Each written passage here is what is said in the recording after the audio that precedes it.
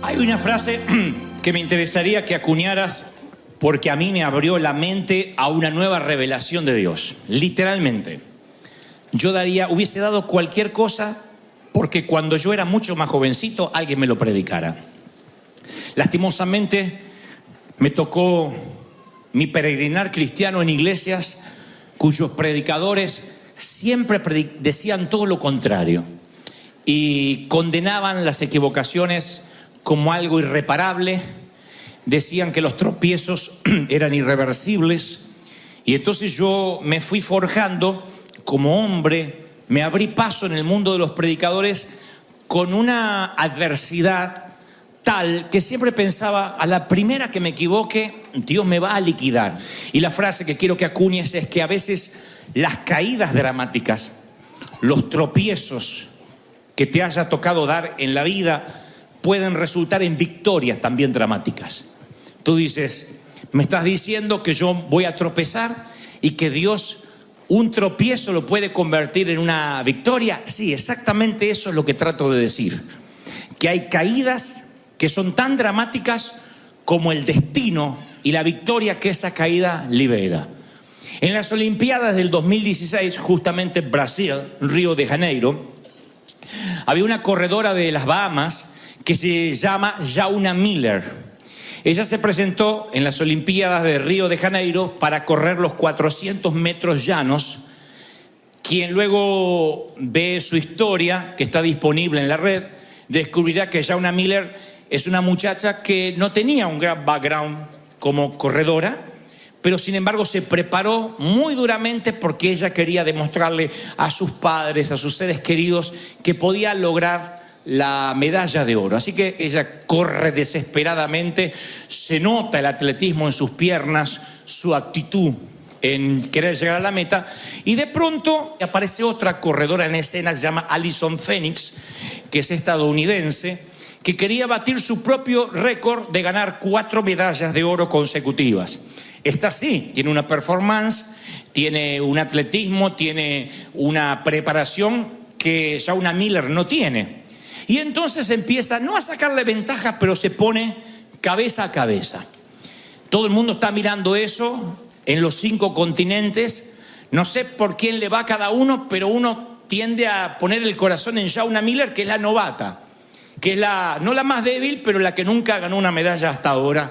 Así que ambas empiezan a correr. Esta muchacha se le pone al costado, la estadounidense. Ella sigue, y después de casi llegar a la meta y ve que no lo va a lograr porque la estadounidense le va a ganar, lo que hace es tropezarse.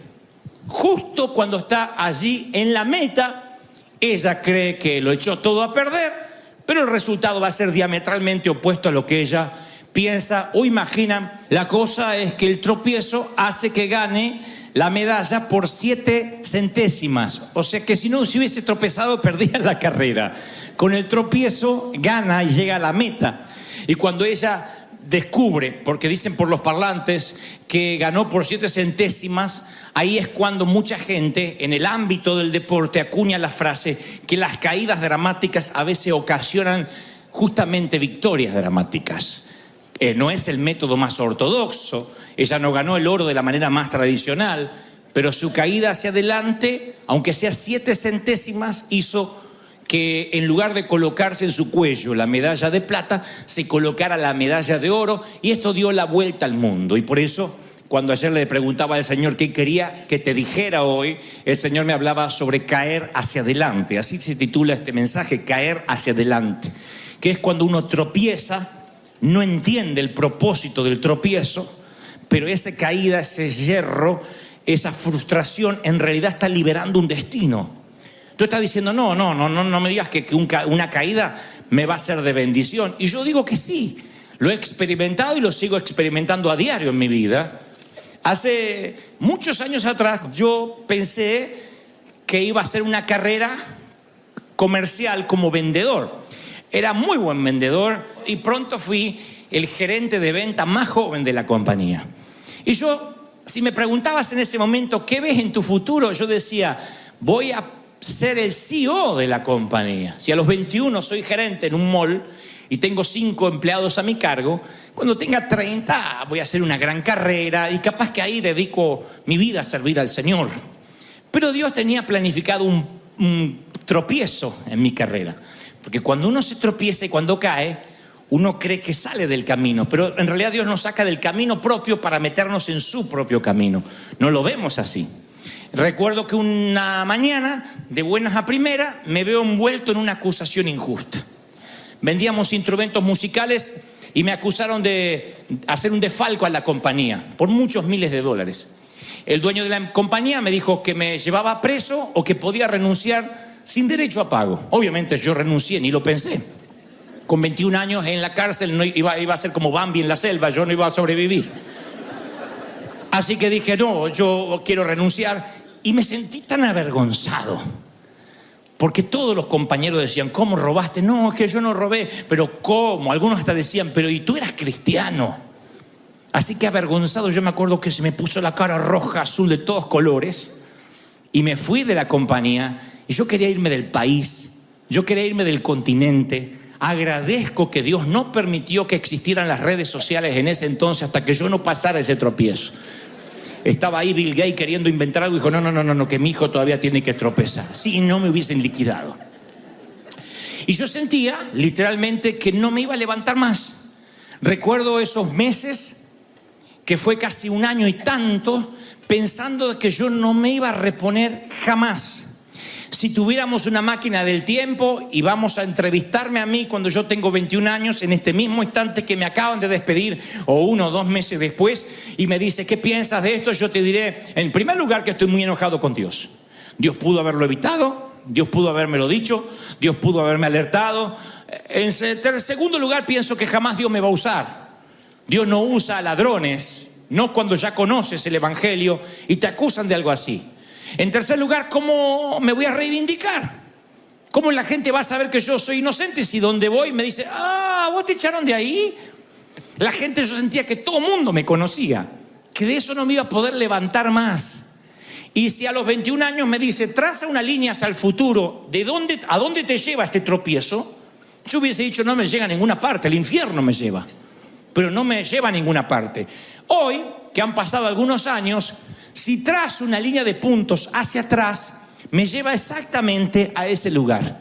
Yo no estaría aquí hablándoles a ustedes si no hubiese tropezado en aquella compañía. Yo no hubiese escuchado ningún llamado, no le hubiese hecho caso a ninguna zarza que ardiera, a ningún profeta. Yo estaba haciendo buen dinero, era muy joven para pensar en llamados o ministerios. Pero Dios de alguna forma se vale de mi tropiezo para ubicarme exactamente en tiempo y espacio donde Él quería. Lleven esto a cualquier ámbito de la vida. Los que han tenido que atravesar un divorcio. Tú dices, ¿me está diciendo que Dios quería que me divorciara? No. Son consecuencias de malas decisiones, de malas acciones, pero que Dios las usa, Dios las usa. Y ese tropiezo a lo mejor hace que te reinventes, que te metas en un camino que de otro modo no te meterías, a menos que te hayas equivocado. Si has quebrado en tu compañía, si tuviste un aborto, si tuviste un fracaso del cual te avergüenzas y dices, bueno, más que un tropiezo fue un pecado horrendo. Yo quiero demostrarte en los próximos minutos cómo a veces una caída dramática termina liberando un destino profético para ti. ¿Lo estás recibiendo, sí o no? ¿Estás listo para recibirlo, sí o no? Y esto va para los que han tropezado, para los que tropiezan a diario. ¿Qué es lo que uno encuentra en el tropiezo? Bueno, uno, insisto, no quiere mostrar debilidad. Uno no quiere mostrar que uno se cayó. Pero yo he descubierto en el peregrinar con el Señor que Él está más interesado en que tropecemos con Él antes que estemos seguros en nuestros propios caminos.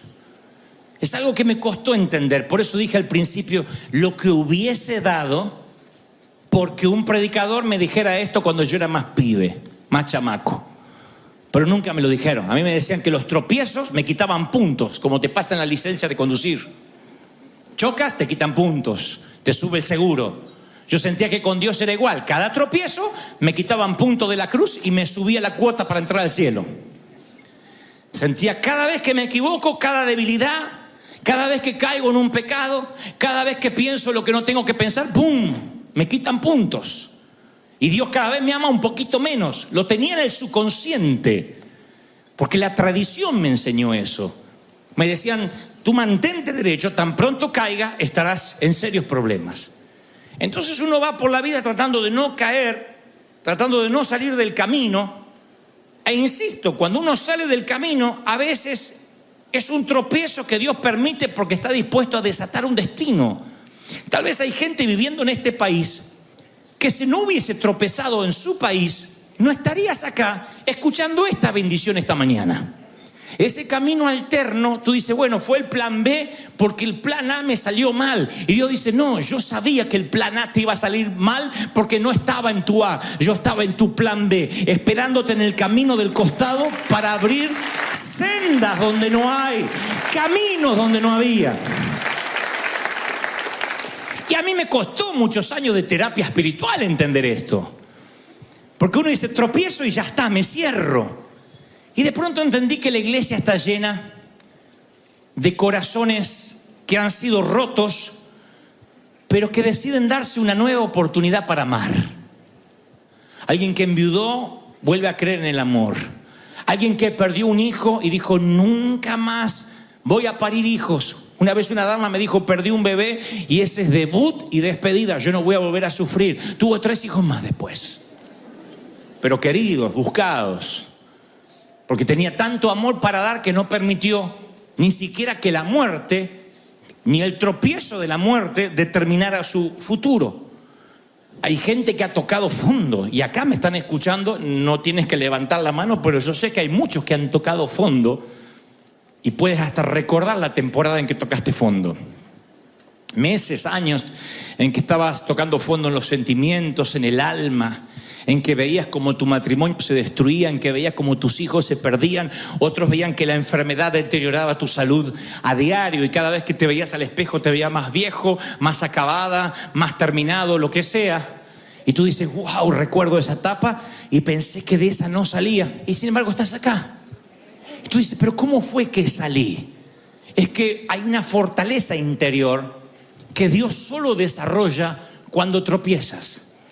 Hay una fuerza que no sabías que estaba dentro tuyo que te ayuda a continuar. Porque no puedes parar, hay momentos que no te puedes detener en la vida. Pase lo que te pase, un tropiezo no puede detener tu futuro.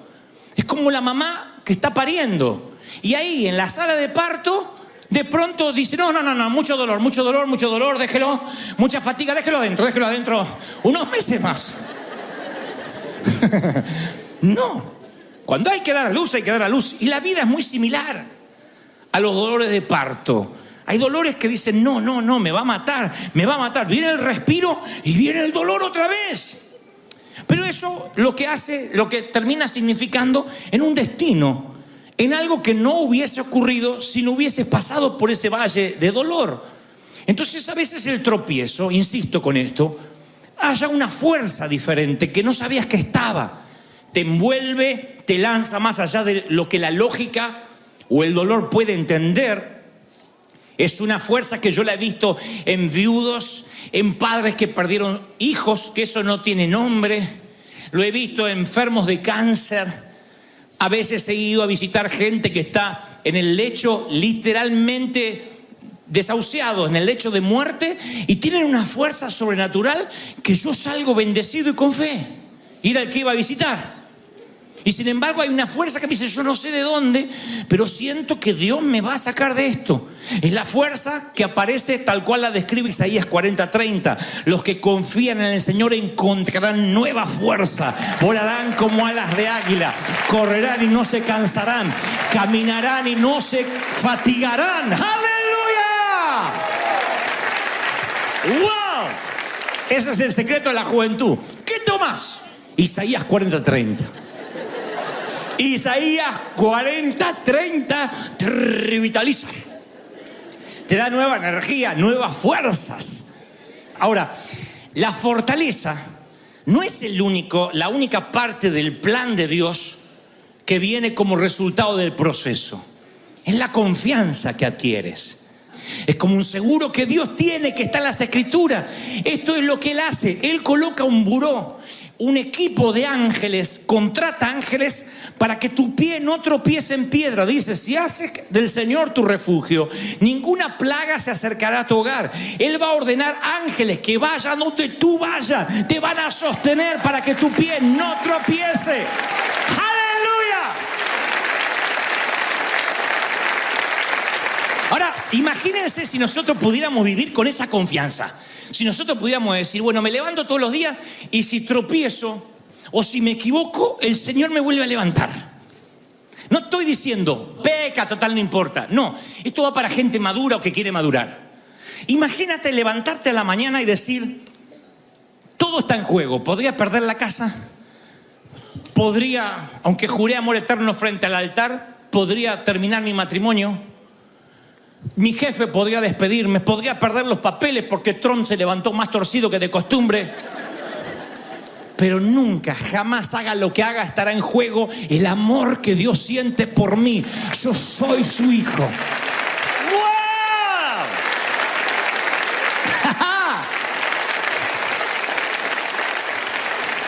Cuando hablo de tropiezo no piensen solo en pecado. Hablo de cosas que no salen como el planificado.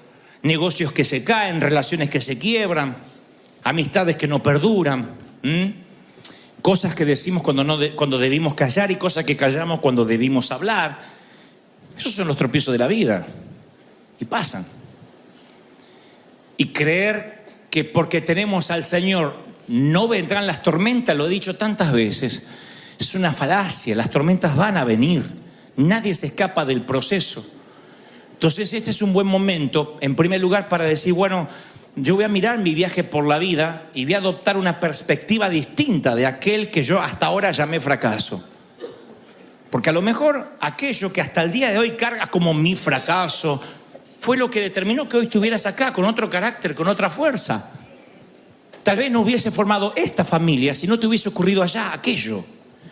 Tal vez no estarías en esta iglesia si no te hubiesen fallado allá. Y Dios se vale de esos equívocos para redireccionarte. Lo que pasa es que a nadie le gusta estar en el vientre de un pez. Todos preferimos tener un GPS que dice Nínive, doble hacia la derecha. Pero la mayoría, aún sabiendo que nuestro destino es Nínive, nos vamos para Tarsis. Entonces Dios manda un pez. Y el pez te traga y estás dentro del vientre del pez, entre las algas marinas, diciendo, ¿y por qué me pasa esto? Tropecé. No estás tropezando. Es la única forma que tiene Dios de llevarte a destino. Lo único que tienes que orar es que el pez te saque por donde entraste y no te defeque, que te vomite. Pero cuando el pez te deja a donde tenías que estar, dice, entonces sirvió el pez. ¡Claro! Mi pez venía disfrazado de despido.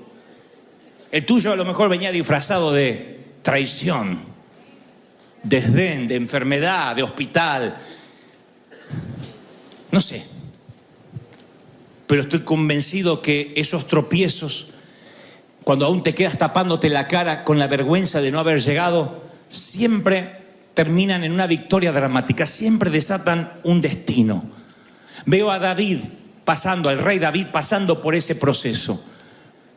El tropiezo más grave de David ocurre cronológicamente en el Salmo 50.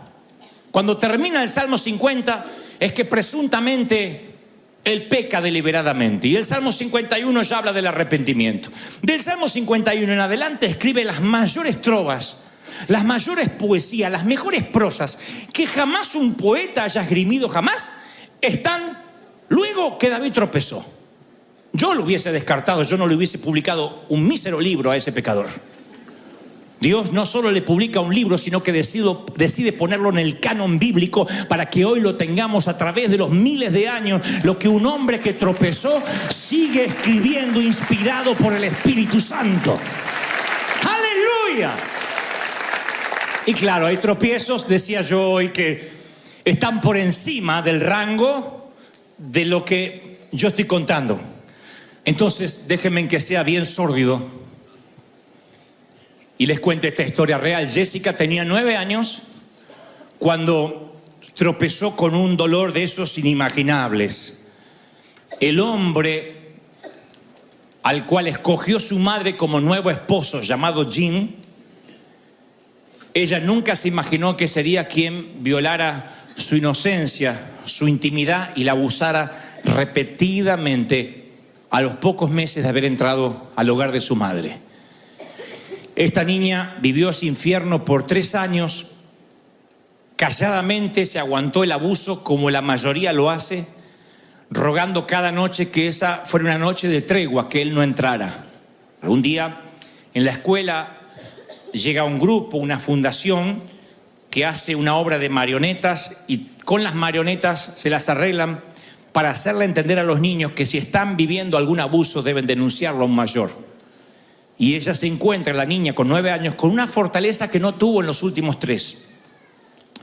Y toma valor, llega a la casa y está dispuesta a hablar. Y entonces no sabe cómo empezar la plática, le dice a la mamá que vinieron unas marionetas y que las marionetas hablaban de abuso.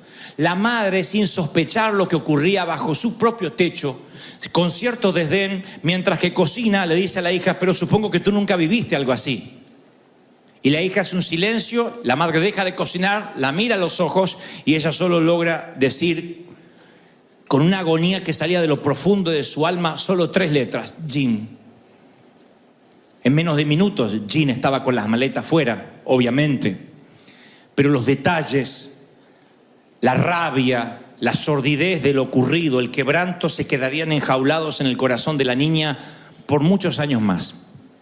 La niña se prometió, se juró a sí misma que jamás se acercaría a ningún hombre. Para ella todos los varones eran abusadores, todos eran promiscuos, aún su propio hermano.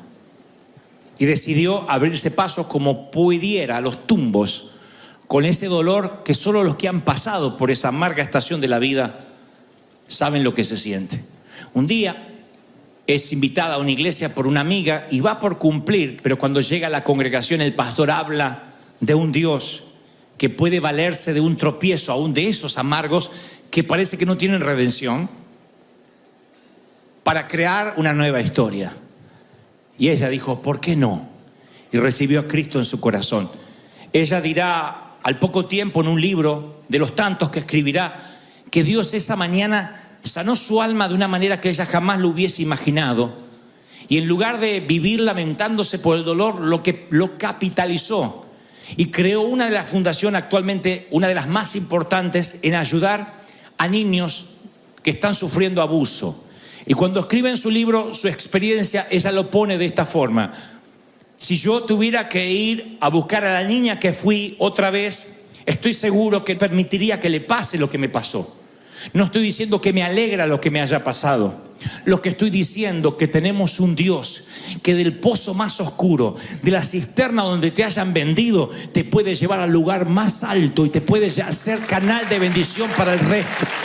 No sé cómo Dios lo hace, es escandaloso, es alocado, pero estas historias redentoras ocurren aquí en la iglesia. Ese es nuestro Dios. ¡Aleluya! Y son historias brutales, pero hermosas para Dios. De alguna forma están llenas de dolor, pero están cubiertas de la mayor gracia que jamás ni tú ni yo vamos a comprender. Hay gracia.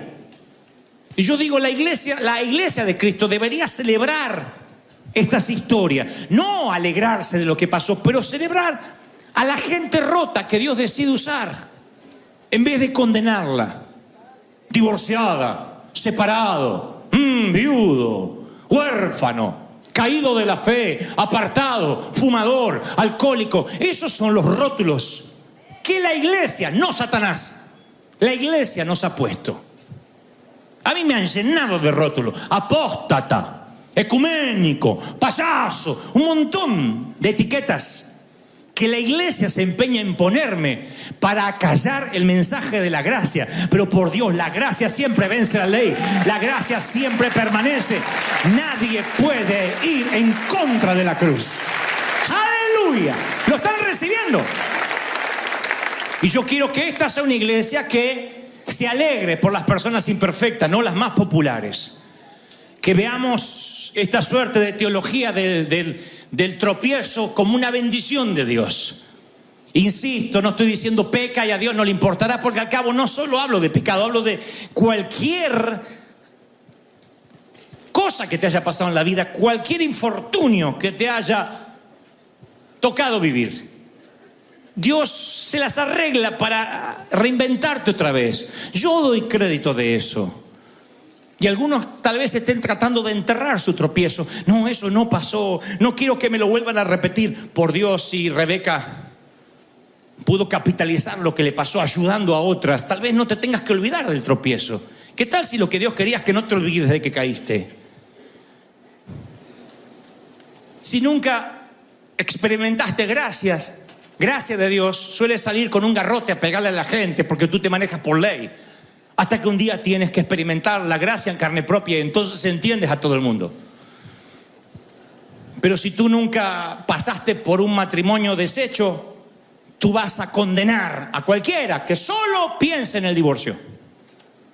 Si tú nunca tuviste hijos, tú vas a condenar a cualquiera que dé una oportunidad, a alguien que dice soy gay, a alguien que dice yo tengo inclinaciones para esto, a alguien que dice estoy atado a la lujuria. ¿Por qué no lo echan de la iglesia? Porque no eres padre. Porque cuando eres padre miras con un lente como Dios nos mira a nosotros. Somos hijos. Mis hijos los amo, ojalá que sean hombres de bien, pero si no lo fueran, nadie les quitará el derecho a ser Gebel. Serán Gebel hasta el último día que estén en esta tierra. Y tú eres hijo de Dios, comprado por la sangre de Cristo. Vamos a resolver lo que hiciste porque yo te amo para siempre. Te sostengo y no te suelto, dice Dios. Vamos a celebrar con un aplauso. Ese es nuestro Dios.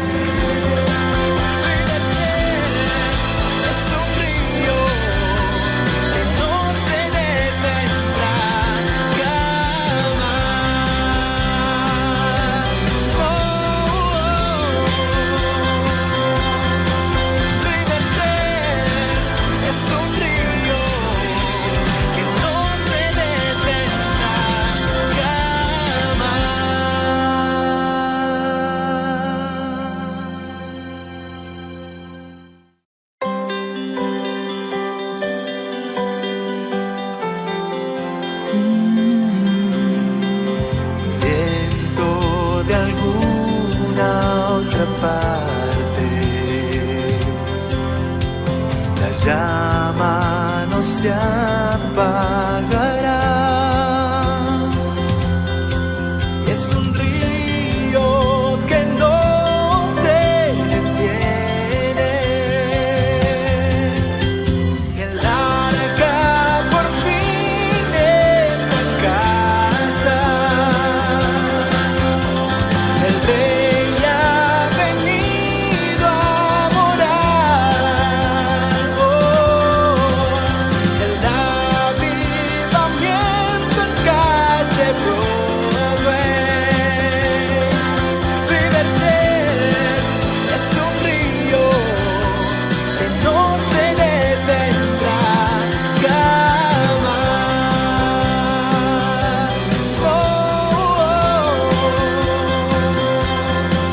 River Jet es un río que no se detendrá jamás.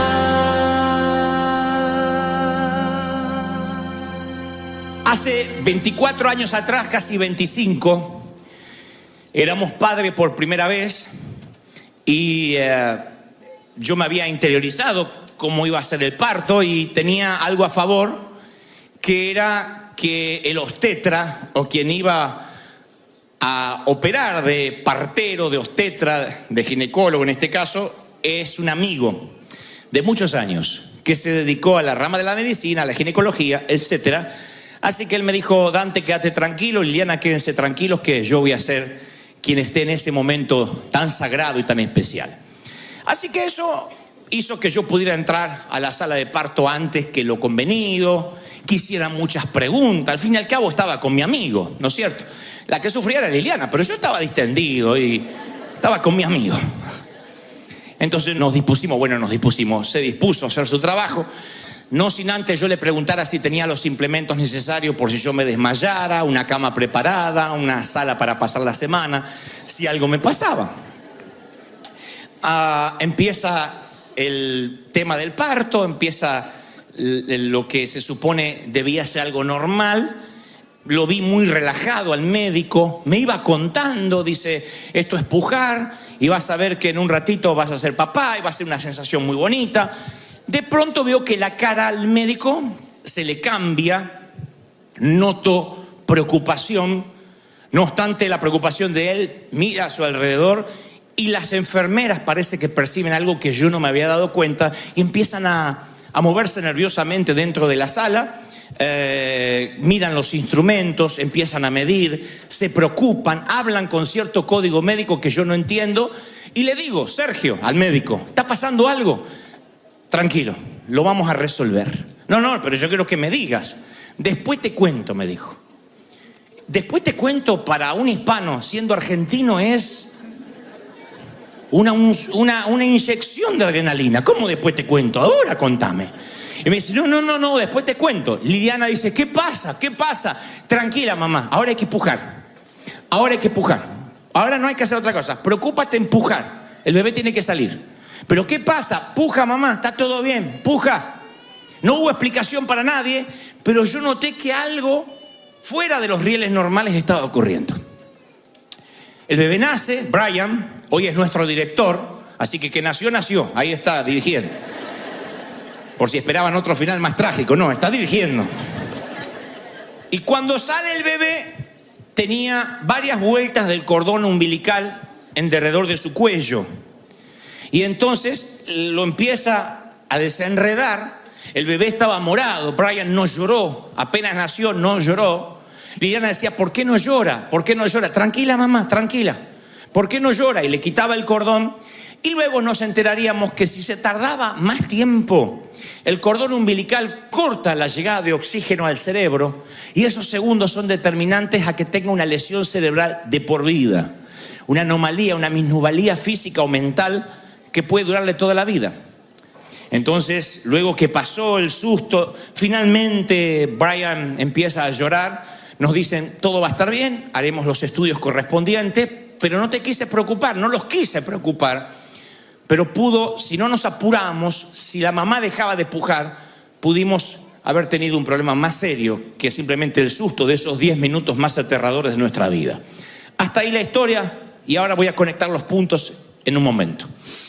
Ayer yo le decía, Señor, ¿los traerás? Vuelvo a ustedes. Del norte, del sur, del este y del oeste de la ciudad. Y de otros puntos, ¿qué quieres que le diga? Y de pronto fue tan claro lo que Dios me mostraba. En primera instancia me lleva al libro de Josué, el capítulo 10 y el versículo 8, cuando Josué debe enfrentar acaso la peor batalla de toda su carrera de infantería militar. La peor. La Biblia narra que 10 ejércitos, 10 reyes, con sus respectivos ejércitos, se conjugan contra él, le hacen frente. Estamos hablando de Josué, quien sucedió a Moisés y que ahora va rumbo a la tierra prometida, la conquista de Canaán. Entonces esos reyes se juntan contra él.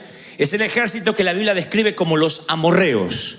Los amorreos le hacen frente. Josué se asusta, puesto que aunque él es un esclavo devenido en militar, no sabe cómo va a ser para enfrentar a toda una infantería que es 10 veces más en número que el pueblo de Israel. La Biblia narra que él empieza a orar, consulta al Señor y Dios le da una respuesta abrumadora. Le dice en Josué 10, versículo 8, no tengas temor de ellos, no tengas miedo, porque yo ya te los entregué en tu mano.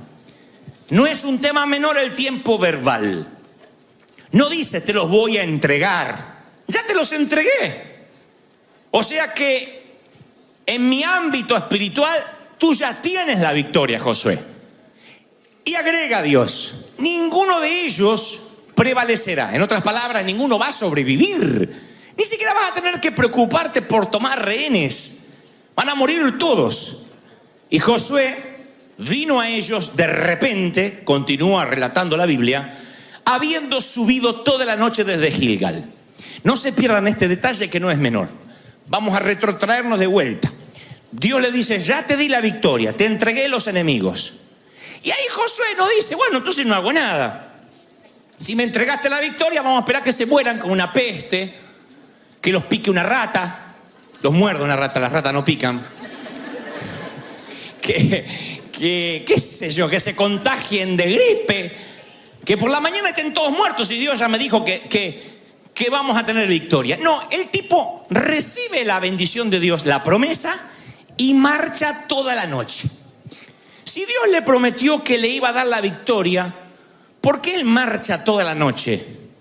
De pronto tuvo una repentina revelación acerca de la oración, y es la siguiente. Quiero que lo escribas en las tablas de tu corazón y lo ates a tu cuello. Si vas a pedirle algo grande a Dios, más vale que estés listo para marchar toda la noche. Si vas a pedirle algo en fe audaz, más te vale que sepas que vas a tener que marchar. No hay victoria si no hay una marcha nocturna, obviamente de noche, toda la noche anterior a la batalla. Si quieres que Dios responda a algo en fe, vas a tener que marchar. La oración de Josué no fue una excusa para eludir responsabilidades. Él dijo: muchachos, Dios ya nos dio la victoria. ¡Javé! Alguien quería descorchar champán y algún mexicano destapar un tequila, y le dijo a Josué: no, eso después. Ahora hay que marchar toda la noche. Y veo a Josué que hace todo lo humanamente posible, se esfuerza físicamente, dirige a miles de soldados, ejecuta una estrategia y va a la batalla. A mí inmediatamente me lleva al versículo de Santiago que dice: así también la fe por sí sola, sin obras, ¿cómo es la fe? Muerta. Lo sabemos. La fe sin obra, ¿cómo es? Muerta. De pronto el Señor me decía: dile a mis hijos que hay muchas oraciones que yo no estoy contestándoles, porque oran pero no actúan, porque piden pero no hacen. Y la oración siempre, por lo general, va amarrada a la obediencia práctica. De otra manera no es fe. Es un pensamiento positivo, es energía mental de esperanza, pero no es fe. La fe siempre que va a devenir en un milagro va amarrada a un movimiento. Y la mayoría de las veces, si no te mueves, Dios tampoco lo hace. Tú dices: ¿por qué? Bueno, porque es la manera que Él diseñó para que opere la fe. Entonces, a la luz de esta revelación, yo volví al parto, al nacimiento de nuestro primogénito, e imaginé algo medio absurdo. Lo vi desde una perspectiva absurda. Recuerden que les dije que el médico era cristiano. Así que imaginen que esto pudo haber pasado. Él me dice que no me preocupe, que todo está bajo control. De pronto su rostro cambia, se preocupa. Y yo le digo: Sergio, ¿qué pasa? Y él, en lugar de decirme tranquilo, mirar a Liliana y decirle: mamá, puja, puja, dice: no, momento. Se quita los guantes, apaguen todo. La mira a Liliana y dice: vamos a orar. Vamos a hacer una cadena de oración porque el bebé viene asfixiado. Y yo le digo: entonces, ¿qué vas a hacer? Llamen a las enfermeras, llamen a los otros médicos también. Vamos a empezar a orar todos juntos ahora, porque no es tiempo de hacer nada. Vamos a esperar que Dios haga el milagro. Se toman de la mano con la enfermera y empieza: en el nombre de Jesús, Señor, aleluya. Dale oxígeno al niño ahora. Al que dejo sin oxígeno es al médico si hace eso. Pero porque yo lo ahorco. Yo le diría: estás loco, hermano. Ahora no es tiempo de ponerse a orar. Ahora hay que salvar el bebé. Ahora no es tiempo de quitarse los guantes ni apagar los aparatos de oxígeno. Hay tiempo de encender todo. Se ponen los guantes y saca el bebé. Sí, pero hay que orar. Bueno, que puje mientras que ora. Ese es el título del mensaje: puja mientras oras.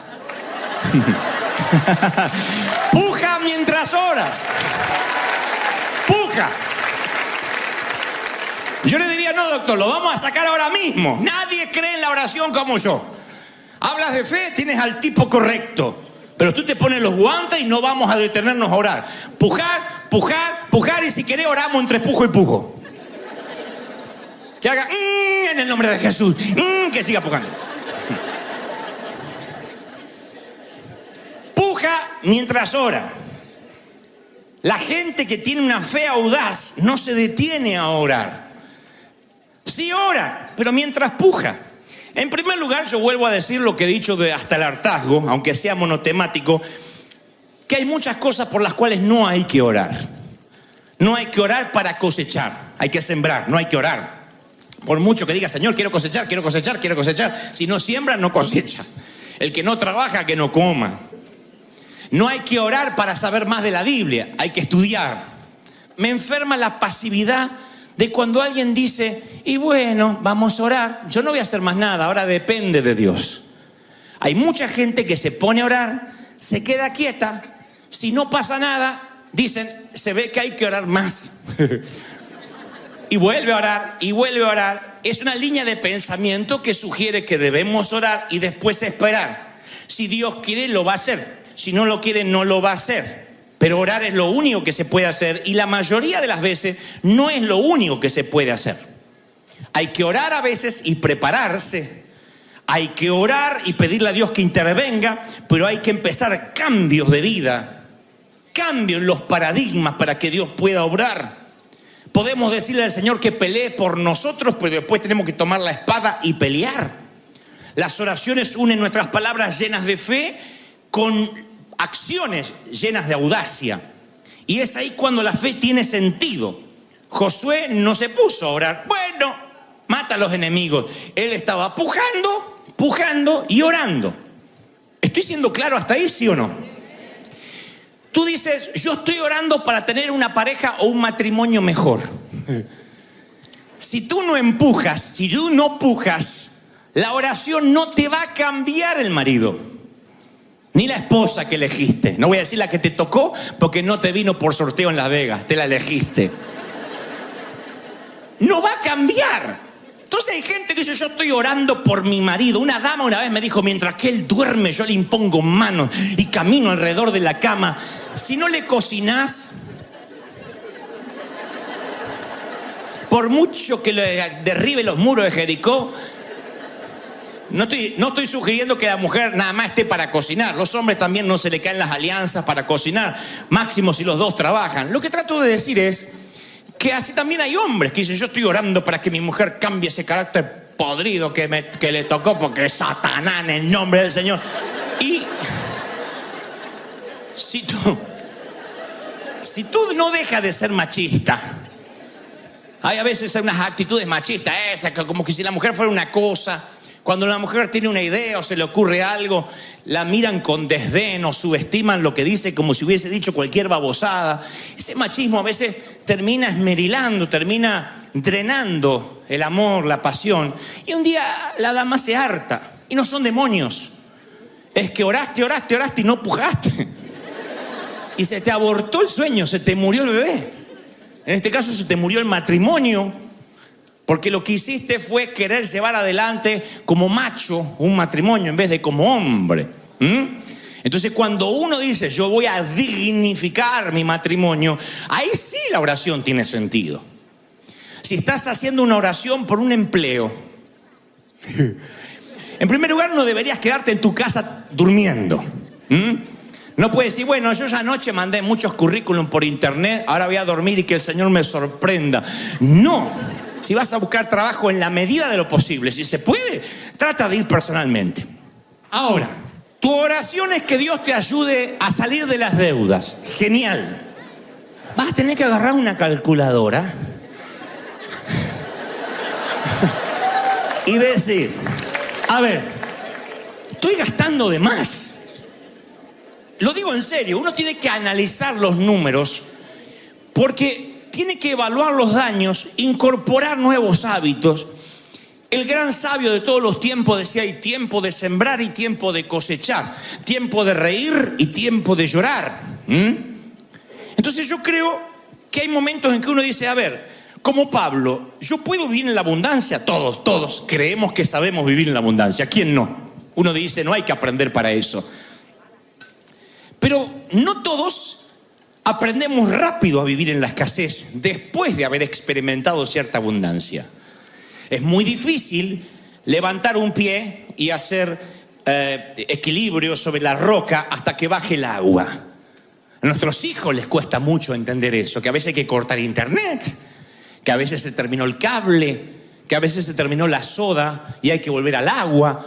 No es para siempre, no es retroceder, no es que Dios quitó la mano, que hicimos algo mal, que estamos en pecado, sino que es lo que Dios quiere que hagas si le pediste que te ayude a librarte de deuda. Puja mientras oras. Hay momentos que tienes que decir no, pujar y orar. Pujar y orar. Reestructurar. Hacer una reingeniería. Yo no te estoy diciendo nada que yo no haga, No te estoy diciendo tú que no lo sabes hacer y mírame a mí. Muchas veces, hasta el día de hoy, yo tengo que reestructurar porque me doy cuenta que hay cosas que no alcanzan, hay gastos que uno tiene sin sentido. Una vez una familia me dijo, tenemos una casa que nadie usa. Tiene 6 habitaciones, 8 baños y siempre estamos en el mismo lugar, todos amontonados. 8 baños y había 3 colas en la casa. O sea que más de 3 a la vez, aunque así quedaban baños. Y le digo, ¿por qué una casa tan grande? Y me dice, no sé, es que nos quedó grande y la seguimos pagando. Y entonces ellos oraban para salir de deuda y siempre estaban endeudados porque no pujaban. Porque no habían agarrado el ritmo de que aunque Dios te da la victoria de ser libre de deuda, uno tiene que pujar, uno tiene que avanzar. Señor, bendice a mis hijos, dicen otros. Estoy orando para que bendiga a mi hijo. Pero esto no es magia. Por más que me traigan al Chucky acá adelante y diga, póngale la mano, No es magia. Si como padre no transmites principios, no le enseñas. Si vienes a la iglesia, lo tiras en la escuela dominical, te lo lleva y le dice, agarra el iPad y no me molesta hasta el lunes. Tu hijo lo va a crear el iPad, YouTube, el tutorial de YouTube le va a enseñar. Pero no le va a enseñar el padre. Entonces si uno dice, voy a orar por mis hijos, tú puedes levantar un cerco de protección, orar, pero hay que pujar, hay que educar. Tú puedes decir en el nombre del Señor, oro por mi hijo, le unjo con aceite para que no tenga malas compañías, pero necesita una reestructuración de bases. Que te sientes con él y le expliques que hables de sexo. Si tú no hablas de sexo con tus hijos, a la hora que quieren saber, alguien más les hablará. Alguien más le dará información. Entonces tú no puedes decir, voy a orar para que Dios por la noche venga y le cambie el microchip y lo haga santo. No ocurre. El gran problema no es que espiritualizamos la Biblia, sino que la mistificamos. Y dejamos de hacer, dejamos de ir a la batalla por pretender que Dios pelee nuestras batallas mientras que nosotros descansamos. ¿Cuántos alguna vez oraron para perder peso? Orá todo lo que quieras, no vas a adelgazar por oración, a menos que ayunes, claro. Ahora, yo no digo que Dios necesita que lo ayudemos. Josué había visto cómo Dios había mandado alimento del cielo por años, cómo había hecho brotar agua de la peña. Dios no necesita que lo ayude a alguien y dice, resopla diciendo, es alguien que me dé una mano. No. Pero cuando llega el momento de pelear una batalla, Josué se da cuenta que a Dios le gusta que sus hijos participen de sus propósitos, que estén metidos, involucrados en el milagro. Yo te doy la victoria, pero hay que sangrar. Yo te doy la victoria, pero hay que desenvainar la espada. Hay que pelear, hay que arriesgar, hay que actuar. De otro modo no habrá bendición. Cada oración necesita ser acompañada por la acción. Tú haces lo natural y Dios hace lo sobrenatural.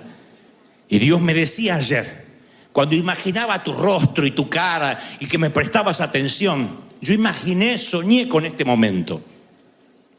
Y Él me decía que te recalque una y otra vez que hay oraciones que Dios ya te contestó.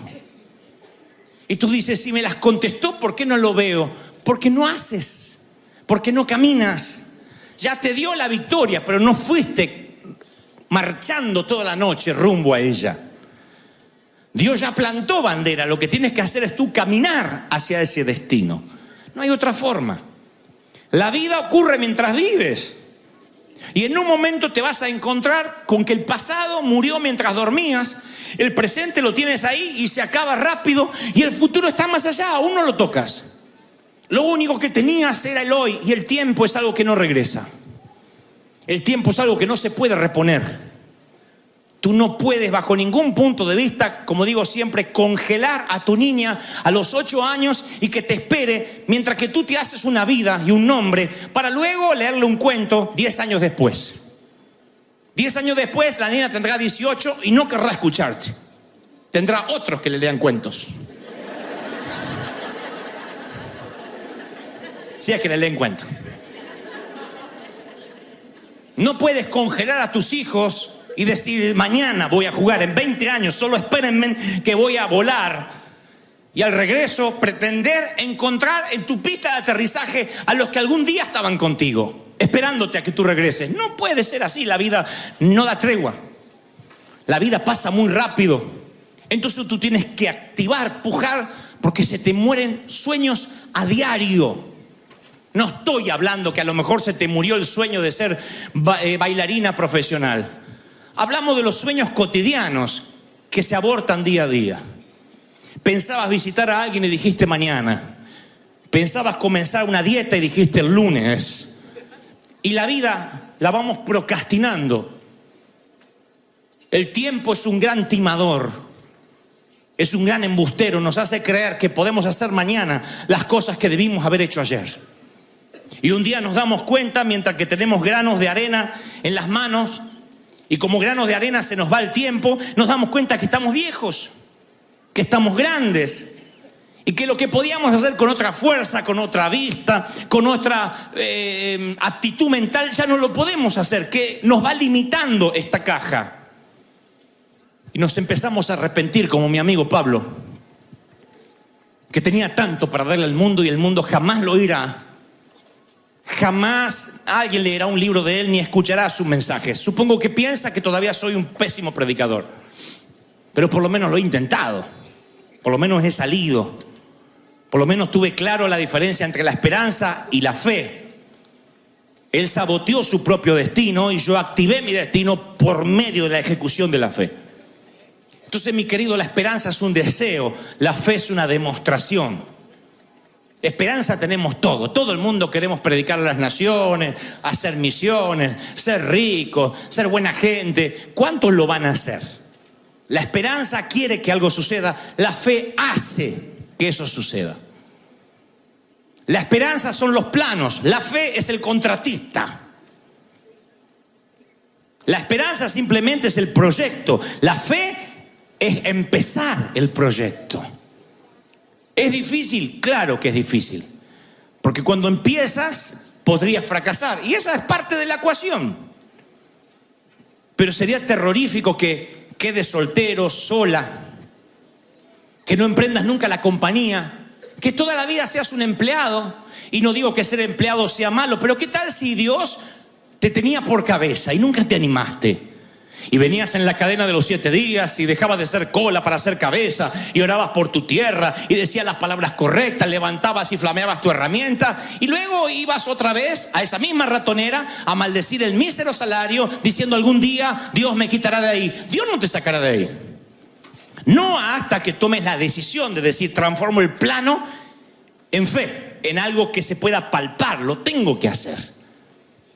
Y si fracaso, preguntas, es una posibilidad. Pero no hacer nada, ya estás fracasando. Entonces, ante la posibilidad, siempre es preferible emprender, soñar, arriesgar. No puedes guardarte el corazón para que no te lo rompan. La infidelidad es una posibilidad en la ecuación de una pareja. El que dejen de amarte también es una posibilidad. Pero tú no quieres un robot al que le obligues a que te ame. Vas a necesitar ganarte ese amor todos los días. Y no puedes bloquear el corazón, rodearlo para que nadie te lo lastime, porque al final solo tendrás un corazón solitario, bien guardado, protegido, entero, pero solo. Y tal vez hay gente que Dios levanta porque tú no lo has hecho. Kathryn Kuhlman solía decir, una famosa predicadora que está en la presencia de Dios. Ella decía, miren, yo soy una campesina nacida en Missouri, con un marcado acento. Por si fuese poco, soy divorciada. Así que no crean que fui la primera opción para Dios. Estoy seguro que Dios estuvo buscando en las distintas recámaras privadas a hombres primeramente que se atrevieran a pagar el precio, y la mayoría fue cobarde. Y luego a mujeres que no cargaban con el estigma de un divorcio y tampoco quisieron. Entonces yo fui una herramienta oxidada en las manos del contratista. Más que esas cajas de herramientas que no quisieron nunca salir de la caja. No soy la primera opción, y he orado diciéndole: Señor, no soy nada, pero si puedes hacer con algo con mi nada, esta nada es tuya para impartir al mundo, para bendecir, para inspirar. ¿Cómo no te va a bendecir el Señor? ¡Aleluya! ¡Vamos!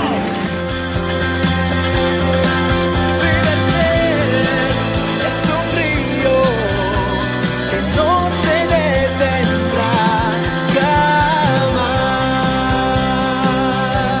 Oh, River Church es un río que no se detendrá jamás.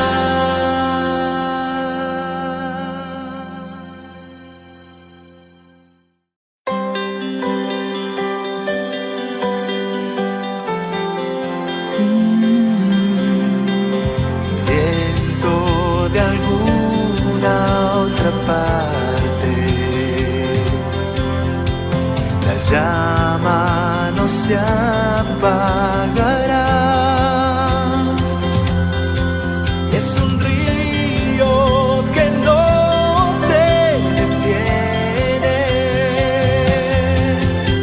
y el arca por fin está en casa. El rey ha venido a morar. El avivamiento en calle Broadway. River Church es un río que no se detendrá jamás.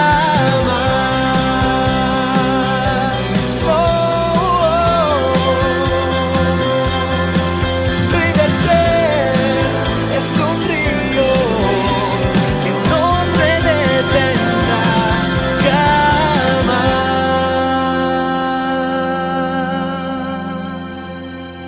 Hace muchos años atrás, alguien me inició una demanda laboral. Obviamente yo era patrón, jefe, lo que sea. Y esa demanda laboral era injusta. Y entonces a raíz de eso yo conocí un abogado y nos hicimos muy amigos. Hablábamos mucho, este abogado me hacía terapia a veces. Y recuerdo que cierta vez yo me levanté una mañana frustrado, porque me habían hecho una demanda injusta. No era que yo sabía que le había pagado mal, era injusto. Ya lo conté muchas veces. Alguien que nunca trabajó para mí, sin embargo, me hizo una demanda de que lo contraté verbalmente en un café y nunca le pagué. Mentira totalmente. Un hispano promedio de los que aquí ya, gracias a Dios, no hay. Y una vez me levanto frustrado y le digo a mi amigo, el abogado, le digo: doctor, cualquiera te puede hacer una demanda. Tan injusta la vida, cualquiera. Y me dice: sí, es un derecho cívico. Cualquiera te puede demandar. El tema es si tiene un caso o no tiene un caso. No todo el que demanda tiene un caso. ¿Cómo uno tiene un caso? Bueno, necesita primero conocer la ley a fondo. A lo mejor me demandas por mi cara y resulta que no hay una ley que dice que los feos no podemos circular. Si no conoces la ley, habrás perdido dinero, ¿ves? Tienes que conocer la ley. Segundo lugar, tienes que tener pruebas. Tú puedes decir: yo fui a tal iglesia, me caí, o fui a tal tienda, me resbalé. Creo que estoy dando demasiadas ideas. Tú puedes demandar, pero el juez te va a decir: ¿tiene pruebas? ¿Tiene cámaras de seguridad? No, pero me duele acá. Ah, pero se pudo haber caído de la cama. O sea, no siempre tu sensación es lo que sirve para prueba. Las sensaciones no son un caso. Tienes que tener testigos. De allí que yo dije: wow. Entonces, para presentar un caso delante de Dios, uno tiene que tener ciertas pautas. Claro, la primera vez que escuché presentar un caso ante el Señor me sonó a casi manipulador. Me sonó a teología de la corte, ¿no? Porque yo digo: ¿qué es presentar un caso? Y ahí descubrí que muchos por muchos años oramos y no recibimos bendición porque no sabemos presentar un caso. No tenemos prueba, no sabemos jurisdicción, no tenemos estructura legal, bíblica, y por eso nos perdemos bendiciones. Entonces yo quiero enseñarte a presentar caso ante Dios, de modo que Dios te responda y te bendiga. Lo aprendí a los golpes, cosa que tú no vas a tener que hacer si me prestas atención. Yo la aprendí por las malas hace muchos años, hasta que entendí cómo presentarme delante del Señor. Entonces un día supe lo que era presentar un caso. Yo voy a hacerte una pequeña lista, un pequeño repaso de las oraciones tontas que yo he hecho durante gran parte de mi vida. No quiero decir que tú las hayas hecho para no insultar vuestra inteligencia, pero voy a hablar de mí. Primero, me levantaba a la mañana, gracias a Dios ya hace muchos años, y decía: Señor, a ver si se sienten identificados con esta.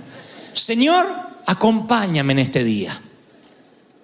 Y el día que yo no oraba, acompáñame en este día, bendíceme en este día, y la cafetera se me rompía, un chinito se me cruzaba en la autopista y chocaba, yo decía: ay, porque no oré, porque salí sin oración. Como que Dios necesita que yo le diga que me acompañe, si no, no lo hace. Como que Dios se levanta a la mañana y le dice: Gabriel, ¿ya oró Dante para que lo acompañe? No, hoy me tocó día libre.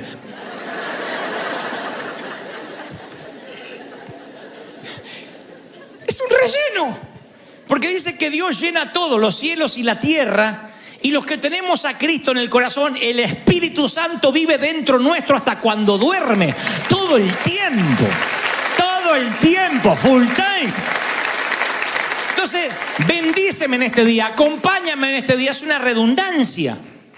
Si eres cristiano, Cristo está en ti. Él no te deja, aunque metas la pata, aunque te equivoques, hasta el último día de tu vida, Él vive dentro tuyo y no te va a dejar nunca.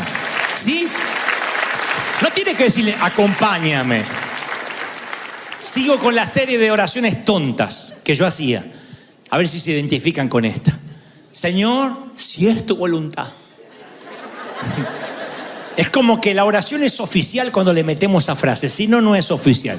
Es un taco sin carne, un taco sin pollo. Hay que meterle si es tu voluntad. Pero me di cuenta que esto no es algo que uno dice por humildad. Ay, porque estoy sujeto a su voluntad. Sino por cobardía. Ora por mí para que Dios me dé un trabajo. Vamos a orar que sea la voluntad de Dios. ¿Cómo no va a ser la voluntad de Dios que trabaje? No sé si es la voluntad de Dios sanarme. Y Dios quiere sanarte. Hay un montón de otros factores que no competen hoy al mensaje de la fecha, pero si es tu voluntad, a veces es un reflejo de cobardía, o en realidad estamos diciendo: no estoy esperando que lo hagas. Y si no lo haces, no me voy a decepcionar porque tú haces lo que quieres. Eso no es la manera de orar. Yo le metí a todo que sea tu voluntad, si es tu voluntad. Que no es lo mismo que sea tu voluntad en la tierra, así como en el cielo, como el Señor enseñó a orar. El decir: vamos a orar que Dios te bendiga, pero si es la voluntad de Dios, es decir, si no te bendice, yo no tengo la culpa. Y era una frase absurda, de relleno.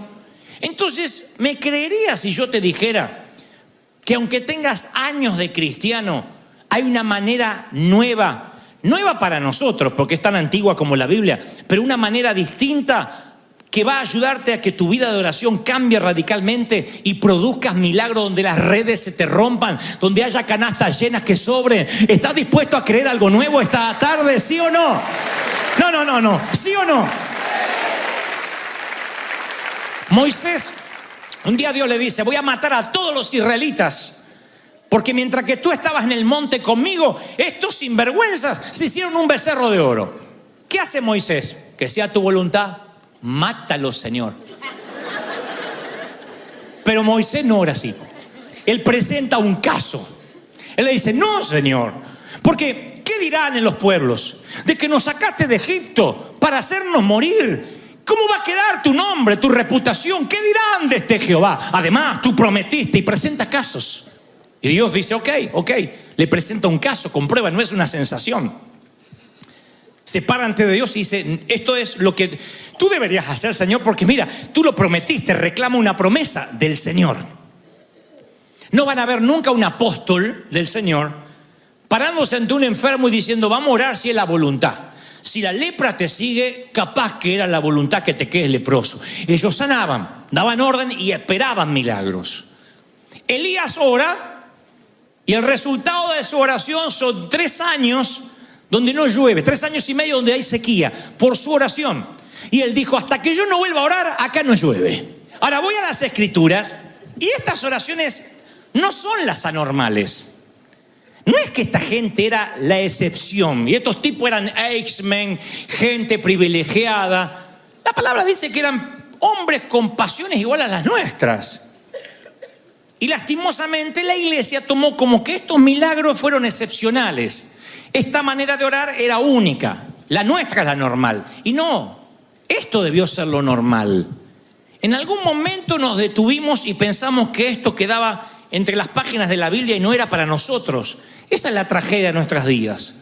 Haber pensado que estas oraciones que estaban destinadas a ser comunes pasaran a ser extraordinarias. Bueno, pero era Elías. Y ponemos al Dios de los grandes milagros en un estante alto, inalcanzable. Decimos, no, yo no voy a hacer esa oración. Por eso voy al ministro que hace una cruzada de milagros, porque a él sí lo escucha. Y nos olvidamos que esta gente era igual a nosotros. Como lo sé, présteme atención. Le digo a mi abogado amigo hace muchos años, le digo, ¿cualquiera puede hacer una demanda? Y me dice, sí, porque es un derecho civil. En la Biblia ocurre lo mismo, es un derecho espiritual. Cualquiera puede presentar un caso ante el Señor. Estás pensando algo como, bueno, explícate cuando dices cualquiera, porque yo a veces tengo errores, a veces tengo pecado, a veces siento que me falta la fe. Dije cualquiera, todos. Santiago nos abre los ojos con esto. Santiago 5:17 dice, Elías era un hombre con debilidades igual que las tuyas y las mías. Cuando habla de debilidades igual que las tuyas y las mías, no está hablando de que, por ahí oraba poco. Está hablando de que a lo mejor era chismoso, que acá no hay. A lo mejor era ladrón en algunas cosas. A lo mejor trampeaba en otras. A lo mejor se le iban los ojos cuando pasaba una mujer que no era la suya. No sé. Pero tenía debilidades igual a las nuestras. No dice debilidades como algún monje que estaba por ahí, como las nuestras. ¿Qué me está diciendo esto? Que si quieres tener el poder de Elías, no tienes que desearlo, tienes que creerlo, que el mismo Dios al que tenía acceso Elías, tienes acceso tú. Elías tenía acceso a un Dios que si oraba no llovía. Tú tienes acceso al mismo Dios que si oras no llueve. Josué tenía acceso a un Dios que oraba y paraba el sol. Tú tienes acceso al mismo Dios que ora y para el sol. Alguien tiene que creerlo. ¡Aleluya! ¿Cuál era la diferencia? La diferencia es que Elías, Moisés, Josué oraban a la altura de a quien le estaban orando. Nosotros no hacemos oraciones dignas del Dios al cual estamos orando. Señor, Señor, Jesús, que no haya tanto tránsito. ¿De verdad crees que Cristo murió en la cruz solo para eso? Acompáñame en este día. ¿De verdad eso? La mayoría estamos llamados a orar para mucho más que eso. Que te acompañe no hace falta, ni lo ores más. Él vive contigo y no te dejará hasta que no haya hecho contigo lo que dijo que iba a hacer, que es llevarte a su presencia a estar con Él. Él está contigo. Entonces, primero, tienes la misma debilidad que Elías y que yo y que cualquiera. Eso no te discrimina o no te excluye de ir a presentar un caso. Segundo, tú tienes que saber que cuando vas a presentar un caso, tus sueños tienen que estar reconciliados con los de Dios. Quiero dejar esto claro porque Juan dice, esta es la confianza al acercarnos a Dios, que si pedimos conforme su voluntad, Él nos oye. Si sabemos que Dios oye todas nuestras oraciones, podemos estar seguros que ya tenemos lo que hemos pedido. Noten el verbo, noten el tiempo verbal. Si pides en la voluntad de Dios, si te alineas tu agenda con la agenda de Dios, date seguro que antes que digas amén, ya tienes lo que pediste. No que yo oré y ahora voy a ver qué pasa. No, ya lo tienes. Pero el secreto es, alinea tu corazón con el de Dios. ¿Qué significa?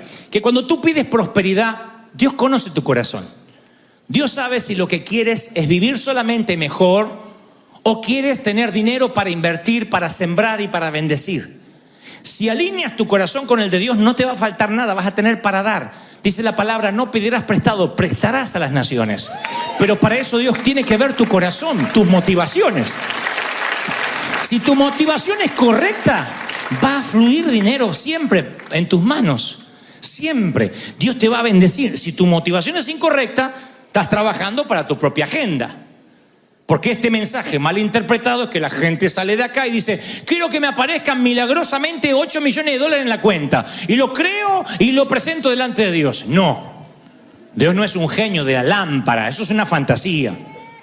Quiero que la chica que me gusta, yo no haga nada para conquistarla. Ni invierta en un café que sale caro. Que caiga a los pies y diga, hazme tuya. No va a pasar. Eso es fantasía. Gastate en el café y en una cena, ratón. Si no, no va a pasar. Pero uno puede creer de que la fantasía es eso. Oh, digo cualquier cosa y ahí andan muchos predicadores y mucha gente diciendo, reclamas un pacto, decláralo y va a ocurrir. No, tú tienes que alinear tu corazón con el de Él. No puedes pedir boberías o algo que rompa los principios bíblicos. Por mucho que te moleste la suegra, no puedes pedir que se muera. Tercero, la jurisprudencia, el precedente legal. Esto parece aburrido, pero te lo voy a decir en 2 o 3 líneas. La jurisprudencia, en el lenguaje jurídico, es un conjunto de pronunciamientos que dictan personas que tienen la facultad de interpretar las normas jurídicas, o sea, los jueces. Si un juez le da 20 años a alguien por robarse un boleto de Disney, va a haber otro que no puede decir es un delito menor, porque ya hubo un juez que fue muy duro y dio 20 años. Está obligado a volver a dar 20 años porque el fiscal lo va a pedir.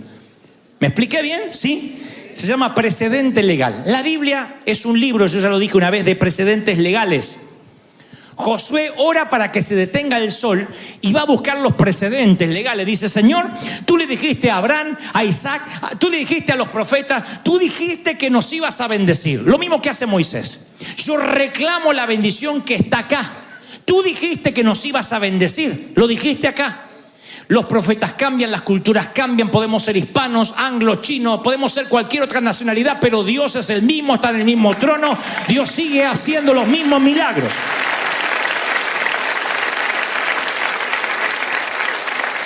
Ustedes leen el Salmo 68 y la mitad del Salmo David habla de las cosas pasadas, las victorias pasadas, lo que Dios hizo en Israel, y después termina diciendo, Señor, haz gala del mismo poder que no ha cambiado.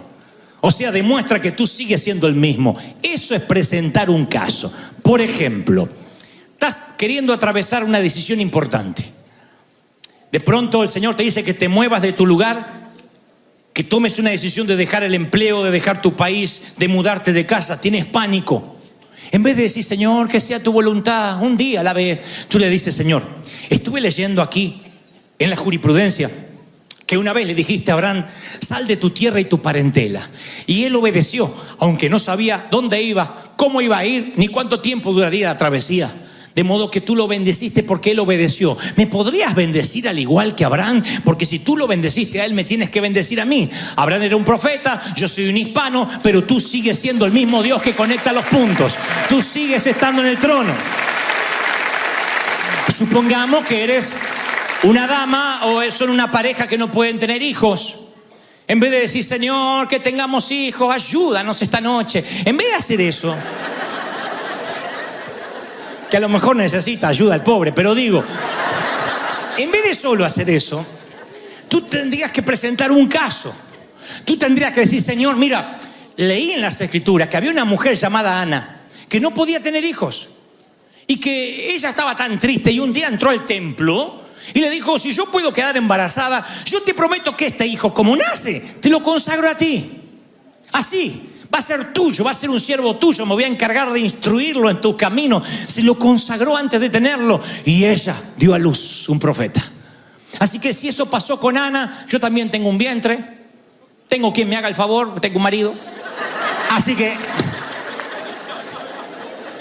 me lo das y lo consagro para ti. Reclama la jurisprudencia. O estás corto de dinero, no tienes dinero. Entonces tienes 2 caminos. Ay, Señor, ayúdame, si es tu voluntad, mándame a alguien con un pollo loco. ¿Puedes hacer eso?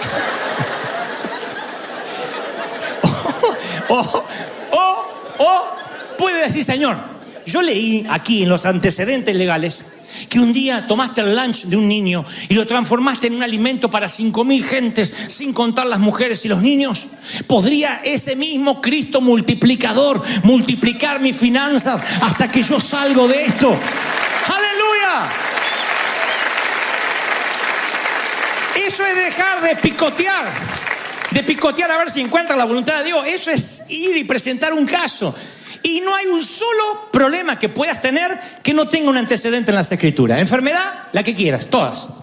No hay enfermedad que no esté en las Escrituras, similar, igual, peor. Es una enfermedad. Y dice, por su llaga hemos sido curados. Eso incluye todas. Problemas de desalojo, de pobreza. Todas las soluciones están aquí, todas.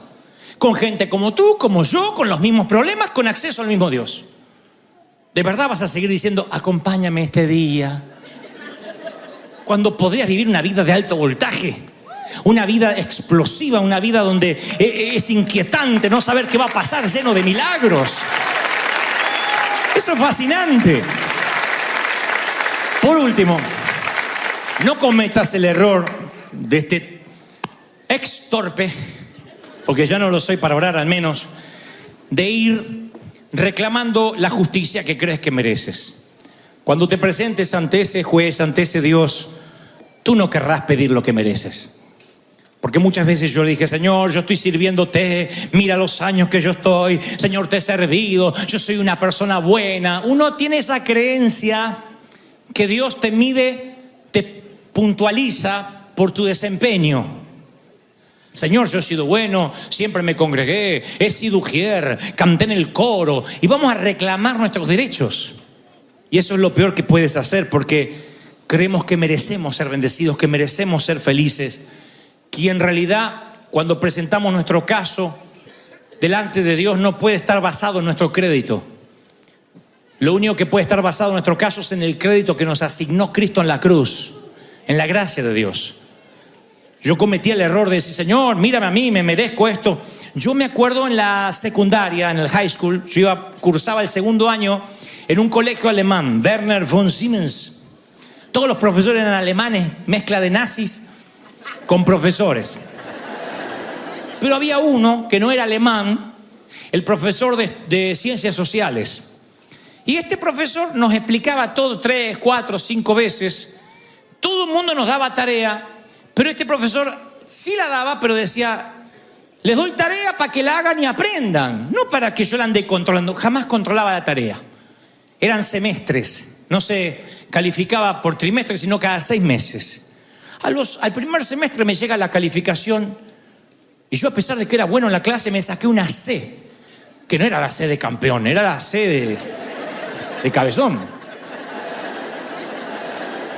Y fui a hablar, le digo, profesor, me parece que usted cometió un error. Ah, sí, ¿qué pasó? Me puso una C. ¿Por qué? Me dice, no sé, déjame ver, hay tantos alumnos, se pone a mirar la libreta de calificaciones, abre el cuaderno de calificaciones. Ni en mis peores pesadillas hubiese imaginado que se calificaba la tarea.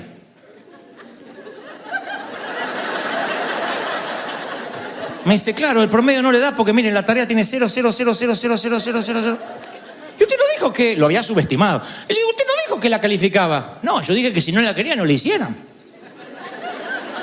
Pero se califica. Y digo, ¿no se puede arreglar? Le dice, sí, vamos a arreglar, porque por ahí cometí un error. Tiene razón, que le pido disculpas, usted tiene que tener una F.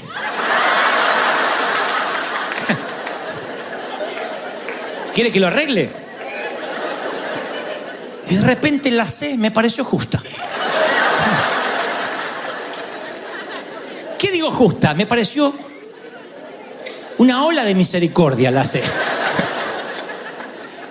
Así que cuando vayas a orar y presentar un caso ante Dios, no vayas a reclamar tus notas, porque a lo mejor lo que te mereces es una Z. Y tú vas a reclamar por la C o la F. Muchas veces yo cometí ese error. Y si Dios llega a sacar la calculadora, sí que serviste mucho. Y te empieza a calificar el chisme. Porque uno dice, bueno, el desahogo familiar. Pero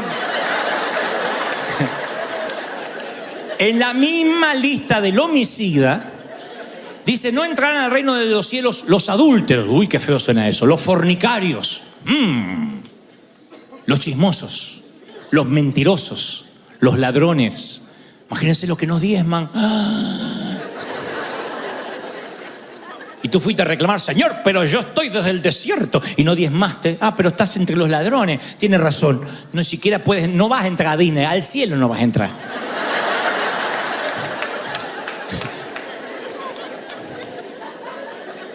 ¿Se entendió la metáfora? No vayas a reclamar tus derechos. Porque las oraciones genuinas de fe están basadas en la gracia. Esto de presentar un caso, está bien, que diga, presente un caso, reclame la jurisprudencia, pero recuerda, la gracia de Dios contesta las oraciones, no porque te lo mereces, porque hayas hecho las cosas bien. Y digo esto porque traemos también de años que uno le puede comprar poder a Dios, está en el subconsciente. Che, yo no doy más, si sigo soltero no sé qué va a pasar, me voy a poner a ayunar hasta que Dios me mande a alguien. Piensa que por 40 días de ayuno Dios te da una rubia, y no es así. A una morena. No es así. No es que cuando más ora Dios te tiene que dar algo, porque si no sería injusto. Los que tienen tiempo de sobra son millonarios o son ricos y pueden irse a una mansión en el Caribe, o pueden irse a la playa o a las montañas, tienen tiempo para orar. Tú que tienes 2 empleos para mantenerte, no tienes tiempo para orar más que en el freeway, entonces no serás tan bendecido como el que se va a la montaña 40 días. ¿Ven qué injusto? Dios nunca dijo que podríamos comprarle poder. Jamás Él dijo eso. Nunca. Oramos y ayunamos para calibrar nuestra agenda con la de Él. Tenemos tanta agenda propia que a veces hacen falta 40 días de oración para entender cuál es la voluntad de Dios. Nada más. Después, la oración está al alcance de cualquiera que tenga las debilidades de Elías, las tuyas, las mías, que sepa que Dios sigue estando en el trono y que por gracia te va a responder. Por su gracia, por su misericordia. ¿Reciben esta palabra, sí o no? Así que ninguno de nosotros logra suficiente puntuación por las buenas obras para permitirnos ganarnos un resultado de la oración. Nunca. Es la gracia de misericordia de Dios. Pero presentar un caso es fascinante. Uno va sabiendo que va por la gracia, no va a reclamar nada. Pero yo recuerdo que como oré acá enfrente, reclamando nuestra marcha, reclamando todo lo que hicimos, un día entramos aquí, esto era un desastre, todo oscuro y no había luces. Y entonces oramos aquí en el medio. Unas 3 o 4 personas clamamos al Señor y dijimos, Señor, que este sea un altar donde se predique. Todo oscuro, e iluminaban con linternas unos hermanos que vinieron cuando sabíamos que iban a demolerlo, antes de que viniera la iglesia. Como eso, hay cientos y cientos de testimonios donde yo he reclamado las cosas que están en la Biblia. A lo mejor porque no tengo toda esa letra teológica, veo las cosas como un niño. Pero las veces que caminaba por un estadio vacío en Argentina, decía, Señor, nadie me conoce en mi país, nadie. Pero en una noche tú mandaste un ángel para que matara a todos los enemigos. En una noche tú puedes hablarle a todo un país para que se sepa que mañana habrá una cruzada acá. Y reclamaba lo que estaba en la Biblia. Y al otro día venían 50.000 personas, la primera vez que convocamos a un estadio, sin saber quién convocaba. El Señor lo soplaba porque estaba, lo diré de esta forma, no obligado, pero la palabra dice que Dios no miente. Y la palabra metía a Dios en un embudo donde repetía lo que yo le reclamaba que estaba en las Escrituras. Dios no necesita 6 meses para sanarte. En una noche puede prosperarte. En una noche Dios puede cambiar. En una hora, en un momento, mientras caminas al estanque, mientras regresa, mientras vas a ver al sacerdote. Ese Dios no ha cambiado. Alguien tiene que aplaudir. ¡Wow! ¡Vamos! No se detendrá jamás.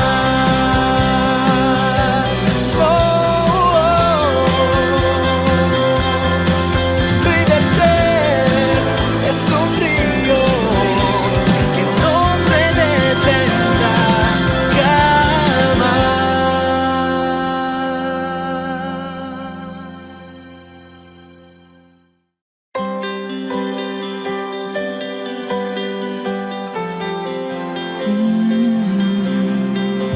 Viento de alguna otra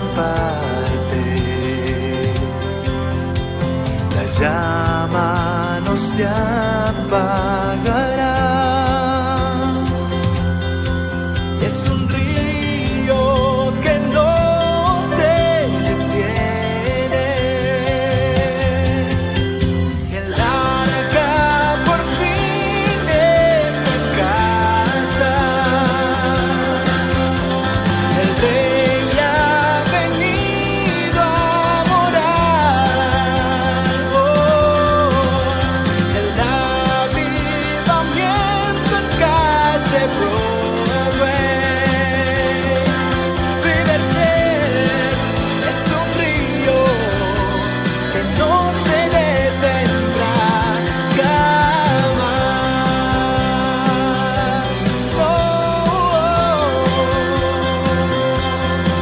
Riverjet es un río que no se detendrá jamás.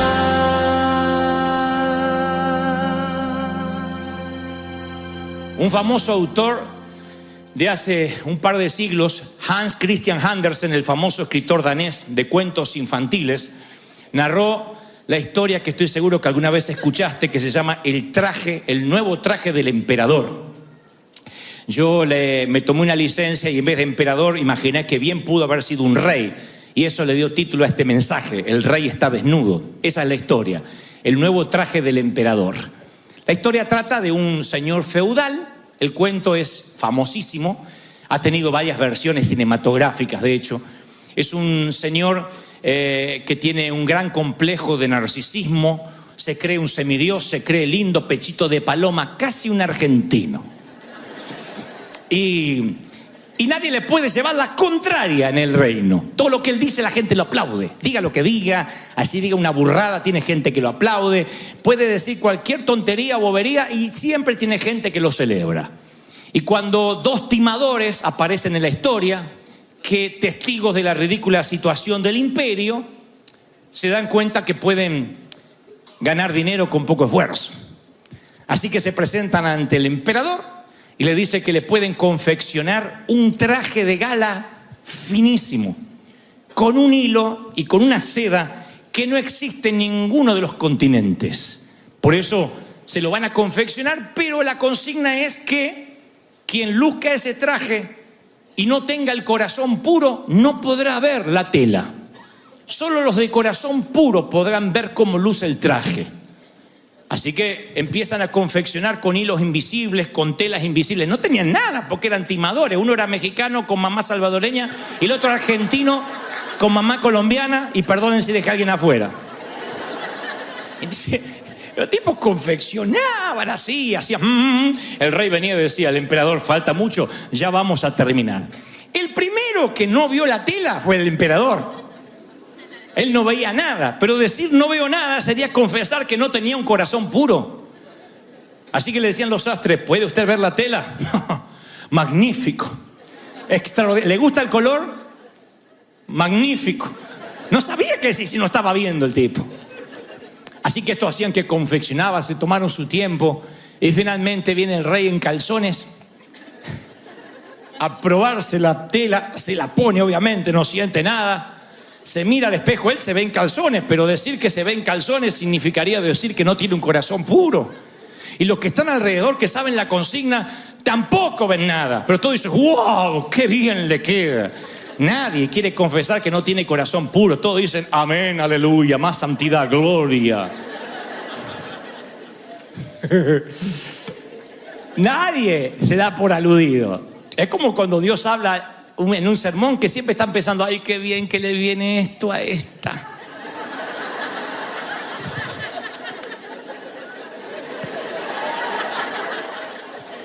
Que Dios te bendiga.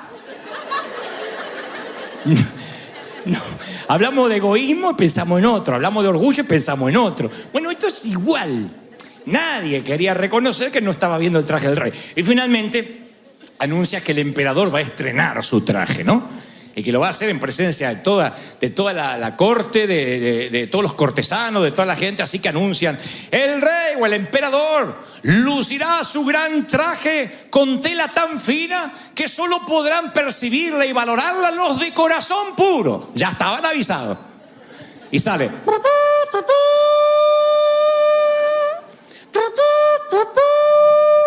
Y sale el rey en zunga.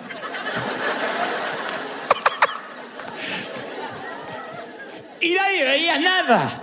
Pero todos decían amén, gloria a Dios, aleluya. Hasta que un niño, dice la historia, no aguanta más, larga la carcajada y dice, ¡el rey está desnudo! Un borracho lo acompaña y luego la carcajada estalla generalmente en todos. El rey avergonzado entra espantado a su palacio pidiendo que la cabeza de los 2 timadores rueden por la arena, pero ya estaban demasiado lejos cuando eso ocurrió. El tema es que la gente se da cuenta que no hay nada más puro que el corazón de un niño. Y si un niño con corazón puro dice que el rey está desnudo y alza la voz, eso avergüenza a todo el resto. Todo el resto participaba de esta ignorancia pluralista donde todo el mundo dice lo que quisiera, no dice lo que quisiera decir, pero dice lo que otros te dicen que tengas que decir, hasta que alguien alza la voz. Pero antes de que este escritor danés escribiera el cuento, yo descubro al Señor Jesús dando la misma lección cada vez que tenía la oportunidad. Nunca Él quedó callado para pasar desapercibido o para ser más popular. Mucho antes que se escribiera este cuento, Jesús tuvo el valor de tirar por tierra la ignorancia pluralista de su tiempo. Y yo, a medida que veo la historia de Jesús con ojos nuevos, veo un Cristo que no evitaba los conflictos, no metía debajo del tapete las cosas para aguantar o preservar la paz. El Señor decía y confrontaba de manera directa. No temió nunca ser auténtico aunque perdiera popularidad. Y nunca lo van a ver con más vehemencia cuando de pronto toma una fusta, un látigo y sube las escaleras del templo en el día más importante de los judíos a echar afuera a los cambistas, a los que habían transformado en un antro la casa de Dios. Conocen la historia, la mayoría la han escuchado, espero que no, y espero que la hayan leído en alguna ocasión. Visitaban al templo casi 4 a 5 millones de judíos una vez al año. Judíos procedentes de Galilea, de Egipto, de Siria, de Roma. Una vez al año se juntaban todos y había que visitar ese día el templo porque estaba entre las 36 transgresiones que te alejaban de Dios si no ibas. Pero una de las leyes era que no podía nadie tener un Dios ajeno, no tenía que tener imágenes de nadie. Y eso incluía las monedas. Las monedas tenían la imagen del César. Entonces no podían venir a pagar nada con eso. No podían ofrecer un sacrificio, nada, si no había sido comprado con las monedas que eran las monedas que se vendían en el templo, que eran los siclos. Ellos tenían que cambiar las monedas del César por el siclo. Y ese cambio era exorbitante. Cuando el Señor ve semejante locura dentro de su templo, cuando Él ve lo que están ocurriendo, dice la palabra que literalmente estalla. Cuando Él ve la corrupción y la gente haciendo fila y que hay alguien que se interpone en el camino de los que se supone deben llegar a Dios, siempre pensé y lo mantengo: si quieres hacer enfadar a Dios, interponte en el camino de los que quieren llegar a Él. Diles a la gente que para llegar a Dios tienen que hacer un pacto, tienen que dar dinero, tienen que hacer tal cosa, tienen que hacer 5 meses de clase de bautismo, tienen que tener una célula, lo que sea. Dile a la gente, complícale su llegada a Cristo y yo te mostraré un Dios enojado. Alguien que entra con un azote de cuerda, da vuelta a las mesas y dice haber transformado mi casa en un mercado. Y a mí me sorprende leer la historia una y otra vez, insisto, con ojos nuevos, porque veo que los romanos no intervienen. Y mi pregunta es, ¿cómo nadie lo detiene? Yo supongo que podían ver la llama, sus ojos encendidos en fuego y la autenticidad de alguien que sabe lo que está haciendo y que hace lo que todos querían hacer, pero nadie se animaba. Está diciendo, el rey está desnudo. Estos son unas sinvergüenzas. Estos son unos corruptos que disfrazados de religión le están robando a la gente. Auténtico. No fue popular. No verán a Jesús en una situación similar otra vez, por lo menos no lo relatan los evangelios. Pero lo veo alzando la voz y dejando una marca, un ejemplo de que no siempre hay que comer el mismo estiércol suponiendo que 1.000.000 de moscas no están equivocadas. No siempre uno tiene que hacer lo que la mayoría dice que tengamos que hacer. Porque vives una vida que no es tuya, una vida prestada. Resulta que te casas con el marido que tu mamá siempre quiso que te casaras. Resulta que tienes el empleo que tu papá quiso siempre que tuvieras. Y estudiaste la carrera que tu tío te dijo que tenías que estudiar porque él te pagó la matrícula o la inscripción. Y vas viviendo la vida de alguien más. Haces lo que el pastor dice que tienes que hacer. Vas donde tu esposa te dice que tienes que ir o tu suegra, que es peor, te dice que tienes que hacer.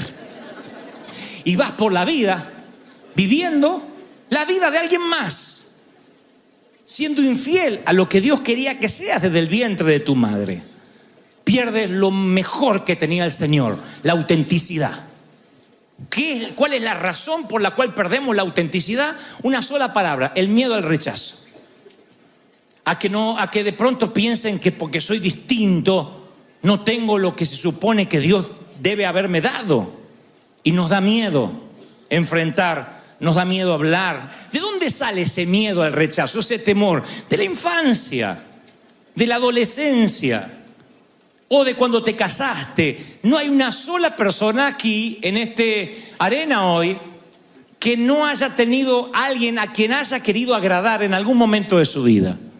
Todos quisimos agradar a nuestro papá y a veces fuimos correspondidos o no. Quisimos agradar a un hermano mayor, quedar bien con una muchacha, con un muchacho. Todos en algún momento quisimos agradar y a veces nos defraudaron, sentimos que no estuvimos a la altura. Y con el tiempo esas heridas se quedan en el corazón, suelen arraigarse. Y lo que es peor, definen tu carácter, definen tu vida. Porque ese deseo de que te acepten, ya sea en el colegio, en la casa, uno después, en la vida adulta, va pensando que todo el mundo nos tiene que aceptar y nos tiene que querer. Y eso es imposible. Es imposible. Grábatelo en las tablas de tu corazón, átalo a tu cuello. Nunca le vas a agradar a todo el mundo. Hagas lo que hagas. A menos que seas un billete de 100, nunca le vas a agradar a todo el mundo. Ni Dios puede agradarle a todo el mundo. Porque estos días había gente agradeciendo por la lluvia y otros diciendo: ¡ay, otra vez llueve! Gente que dice: ¡qué bueno! Me viene bien para mis campos la lluvia. Y otro diciendo: pero se me está inundando todo. Y si Dios no puede dejar feliz a todo el mundo, menos vas a dejar feliz a todo el mundo. Entonces, cuando uno se para en la vida diciendo: yo tengo el auditorio de uno, al único que tengo que agradar es al Señor. Yo no puedo estar en la celda, encerrado en la celda de la opinión ajena. Porque si me encierro en la celda de la opinión ajena y nadie me puede, si alguien me dice que estoy bien o que estoy mal y eso va a determinar mi vida, mi día, entonces en lugar de estar fundamentado sobre la roca voy a estar fundamentado sobre lo que digan de mí. Y eso es peligroso, mortalmente peligroso. Así dependas de la opinión de tus padres, así dependas de la opinión de tu cónyuge. Mortalmente peligroso, porque es como ponerte un espejo todas las mañanas y depender de la imagen que te refleja ese espejo. Y un día el espejo empieza a distorsionar y empieza a mostrar cosas que tú no eres. Y tú empiezas a creer lo que otros dicen que eres. Y vas perdiendo la autenticidad. Dice Proverbios 29-25: temer a los hombres resulta una trampa, mas que el que confía en el Señor saldrá libre, bien librado. El temor al hombre es un lazo, pero el que confía estará seguro. ¡Aleluya! Saúl pierde la unción y cuando lo confronta el profeta dice: bueno, yo pequé, pero los soldados me intimidaron y yo les hice caso. Miren cómo alguien hasta puede perder la corona, la monarquía y la unción por hacerle caso a los soldados. ¡Una locura! El hombre más poderoso del momento haciéndole caso a la infantería.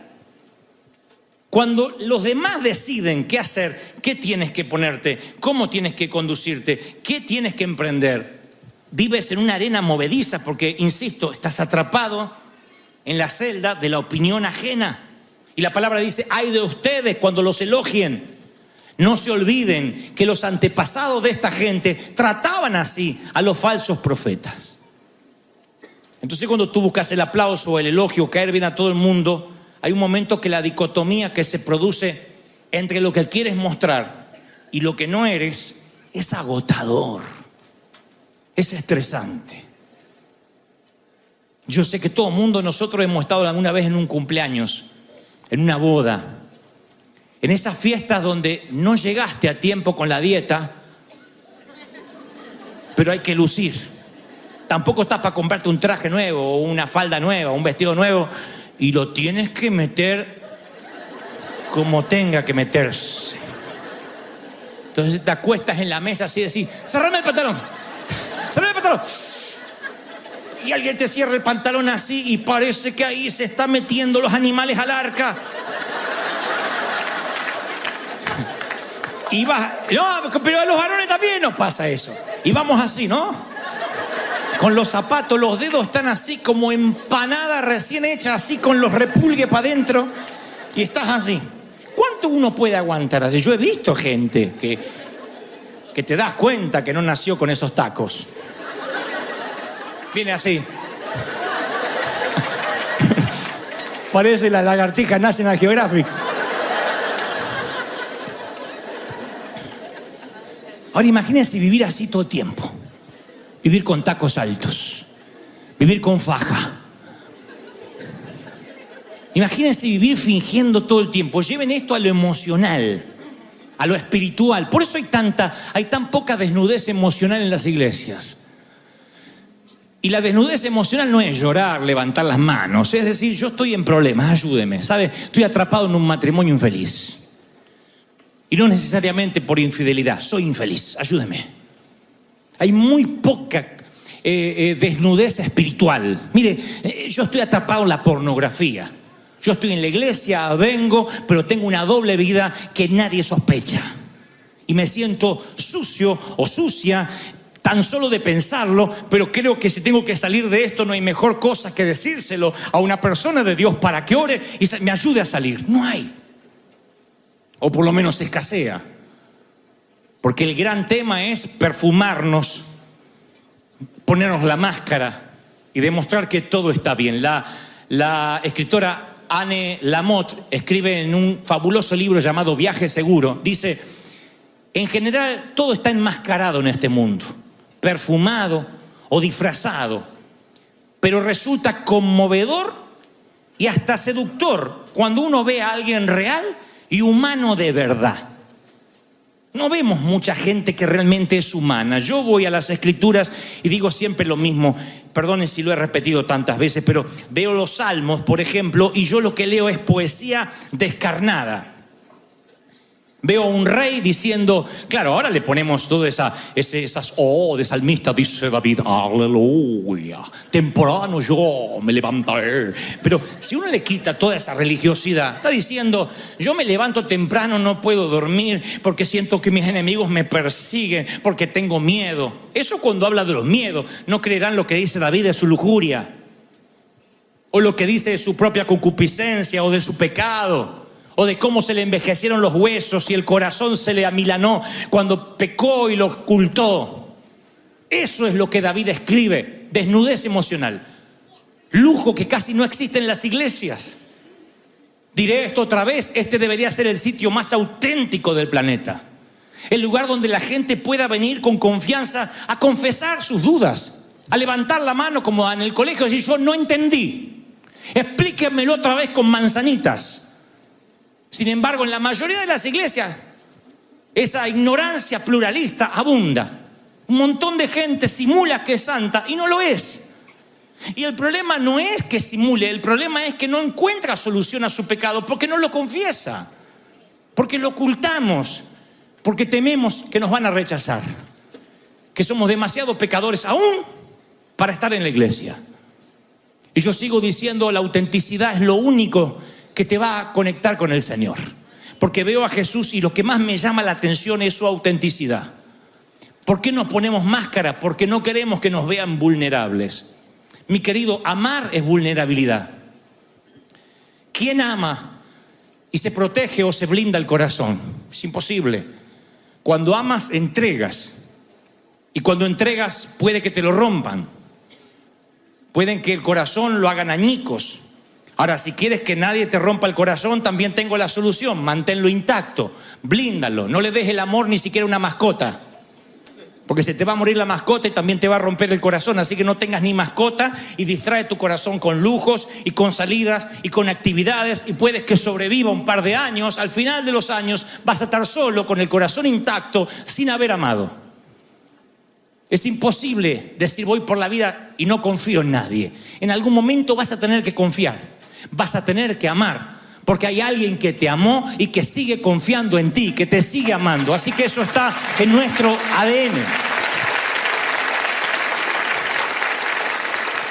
Pero cuando nos han hecho daño, la mayoría de nosotros prefiere proteger las heridas que divulgarlas, claro. No queremos mostrarnos tal cual somos porque decimos me van a hacer peor y entonces ahogamos nuestros sentimientos y nos privamos de cualquier relación significativa. Hablando de cuentos infantiles, ya que me vine muy infantil hoy, hay un clásico de Marguerite Williams, se llama El conejo de terciopelo. Es un cuento que incluso tenemos en casa, donde el caballo de madera le dice al conejo de peluche o de terciopelo que está frustrado porque descubrió que hay conejos reales. Y que quien está allí en el césped es real. Y él pensaba que el real era él. Y cuando descubre que el peluche se le está saliendo, dice, hoy he descubierto con horror que soy un juguete. Muy parecido a Toy Story, por supuesto. Y entonces el caballo de madera le dice, no, lo que te hace real no es el relleno de lo que estás hecho. Lo que te hace real es que si un niño te ama, y te ama de manera tal que no puede estar sin ti, eso es lo que te hace real. La enseñanza es que cuanto más ames, cuanto más te amen, más auténtico te muestras. Pero también es una sinergia. Cuanto más auténtico te muestras, más te van a amar. Y él decía al conejo, sí, pero se me sale de dentro el relleno. Por eso te amará más el niño, porque has compartido más tiempo con él. En la relación con el Señor es exactamente igual y con la gente es igual. Muéstrate lo más auténtico que puedas y te amarán entrañablemente. Y cuanto más te amen, más auténtico te vas a sentir. Ninguno de ustedes, si aman de verdad, en casa andan con tacos seduciendo todo el día. Supongo que andan con las chanclas y la peor versión de ti mismo que solo conoce tu esposa. Pero porque te sientes amado, te muestras auténtico, tal como eres. Y el Señor te dice, cuanto más te muestres auténtico, más vas a sentirte amado. Y cuanto más te ame, más ganas de contar lo que te pasa te va a ocurrir. Y yo oro para que de todas las iglesias del planeta, River sea la iglesia más auténtica, no importa de qué estés hecho, sino cuánto haya pasado el Señor contigo, aunque el peluche se te salga de adentro. ¡Aleluya! Alguien tiene que decir amén. Entonces, cuando te sientes amado, a pesar de los errores, la opinión de la gente la pones en el lugar que se merece. Digo, ¿se puede vivir sin pensar en la opinión de la gente? No. Si viviéramos sin pensar en la opinión de la gente, no nos lavaríamos los dientes, no usaríamos desodorante. Che, pero qué olor, no me importa lo que diga la gente. Nos importa. Nos vestimos primero para nosotros y después nos vestimos para alguien más, para la gente, para quien nos mira. Esto lo traemos desde la infancia. Mamá decía, ponete lindo que vas al colegio. A mí me peinaban así, con esos peinados a la cachetada que pasé una vaca hacia... Y yo iba así, peinado así como gato de rico, iba así. Pero me fue inculcando que tenía que ser antes muerto que sencillo. ¿Se puede vivir sin la opinión de la gente? No. Pero se puede vivir sin que te guíe la opinión de la gente. Que es muy diferente, es diametralmente opuesto. Ahora, yo sé quién soy, sé de dónde vengo y sé dónde voy, dijo el Señor, y por eso podía lavarle los pies a los discípulos. Los discípulos se sientan en la mesa y estaba la palangana allí, la toalla, eran los elementos lógicos para utilizar antes de tener una buena comida. Pero se habían olvidado del esclavo. No había nadie que hiciera ese menester. Se les pasó por la cabeza. Dijeron, tenemos los... ¿cuántos? 13 platos, perfecto. ¿Qué más falta? Los vasos. Uy, el vino, alguien traiga el vino. El tequila. No, que no somos mexicanos, somos creyentes. Traiga, se fijaban todo. La palangana. No vamos a venir con los pies polvorientos, con olor a pata, sentarnos en la mesa. No, ahí está la palangana. Toalla, sí, toalla. Y alguien dice, el esclavo. Se nos olvidó el esclavo, el que lava los pies. Y les aparece Jesús. Y Jesús le mira las patas sucias a todos así. Venga. Y les empieza a lavar los pies. Toma el lugar del escalafón más bajo del ecosistema humano de ese entonces. De hecho, Pedro no se quiere dejar lavar y le dice, no tendrás parte en el reino si no te lavo. Y después aclara, yo sé de dónde vengo y sé dónde voy. Le decía a los líderes hace unas semanas atrás, eso es determinante para tener una estima sana. Nunca te olvides de dónde vienes. Nunca. Mi papá decía que los que se olvidan de dónde vienen son piojos resucitados. Nunca. Yo soy de ese barrio de donde salíamos a jugar a la calle, donde no había Nintendo, no había televisor. El barrio donde teníamos lo poquito y teníamos que agradecer todos los días a Dios. Y con fervor, agradecer a Dios. Se cortaba la luz. Dios quiere que se corte la luz para que oremos, decía la vieja. Así que había que orar a oscura, era terrible, pues yo decía, ¡ay, Señor, agárrame fuerte! Porque yo tenía miedo de orar en la oscuridad. Hay que orar, aprovechar para orar. De ese tiempo, nunca me olvidé de dónde vengo. Así que ni un traje, ni un automóvil más o menos lindo, ni las luces, ni la televisión, nada me va a poder cambiar de dónde Dios me sacó, de dónde yo vengo. Nunca, jamás. Y sé dónde voy. ¿Cuántos saben dónde van? ¿Cuántos saben dónde van? Y mi querido, si sabes dónde vas, no se te caen las alianzas por lavar los pies a nadie. Si sabes dónde vas, cedes el asiento. Si sabes dónde vas, le dejas lugar a otro. Si tú sabes dónde vas, si tú eres el muchacho de la película, si tú estás en el flyer, en el afiche, si tú eres el muchachito que se queda con la rubia y nunca van a matar, si tú eres el que sales ganando y el que sabe dónde va, tiene una seguridad extra que el que no sabe qué va a hacer de su vida. Y el Señor dijo, yo sé de dónde vengo y sé a dónde voy. Vaya al secreto para sanar la estima, para ser auténtico, para levantar la voz y decir, el rey está desnudo, las cosas tienen que cambiar. Esa es la iglesia que Dios va a levantar. Esa es la iglesia que Dios va a... Alguien tiene que decir, ese es mi river, esa es mi congregación. Celebra al Rey de Reyes, dale el aplauso grande al Señor porque el Rey está en casa. ¡Aleluya!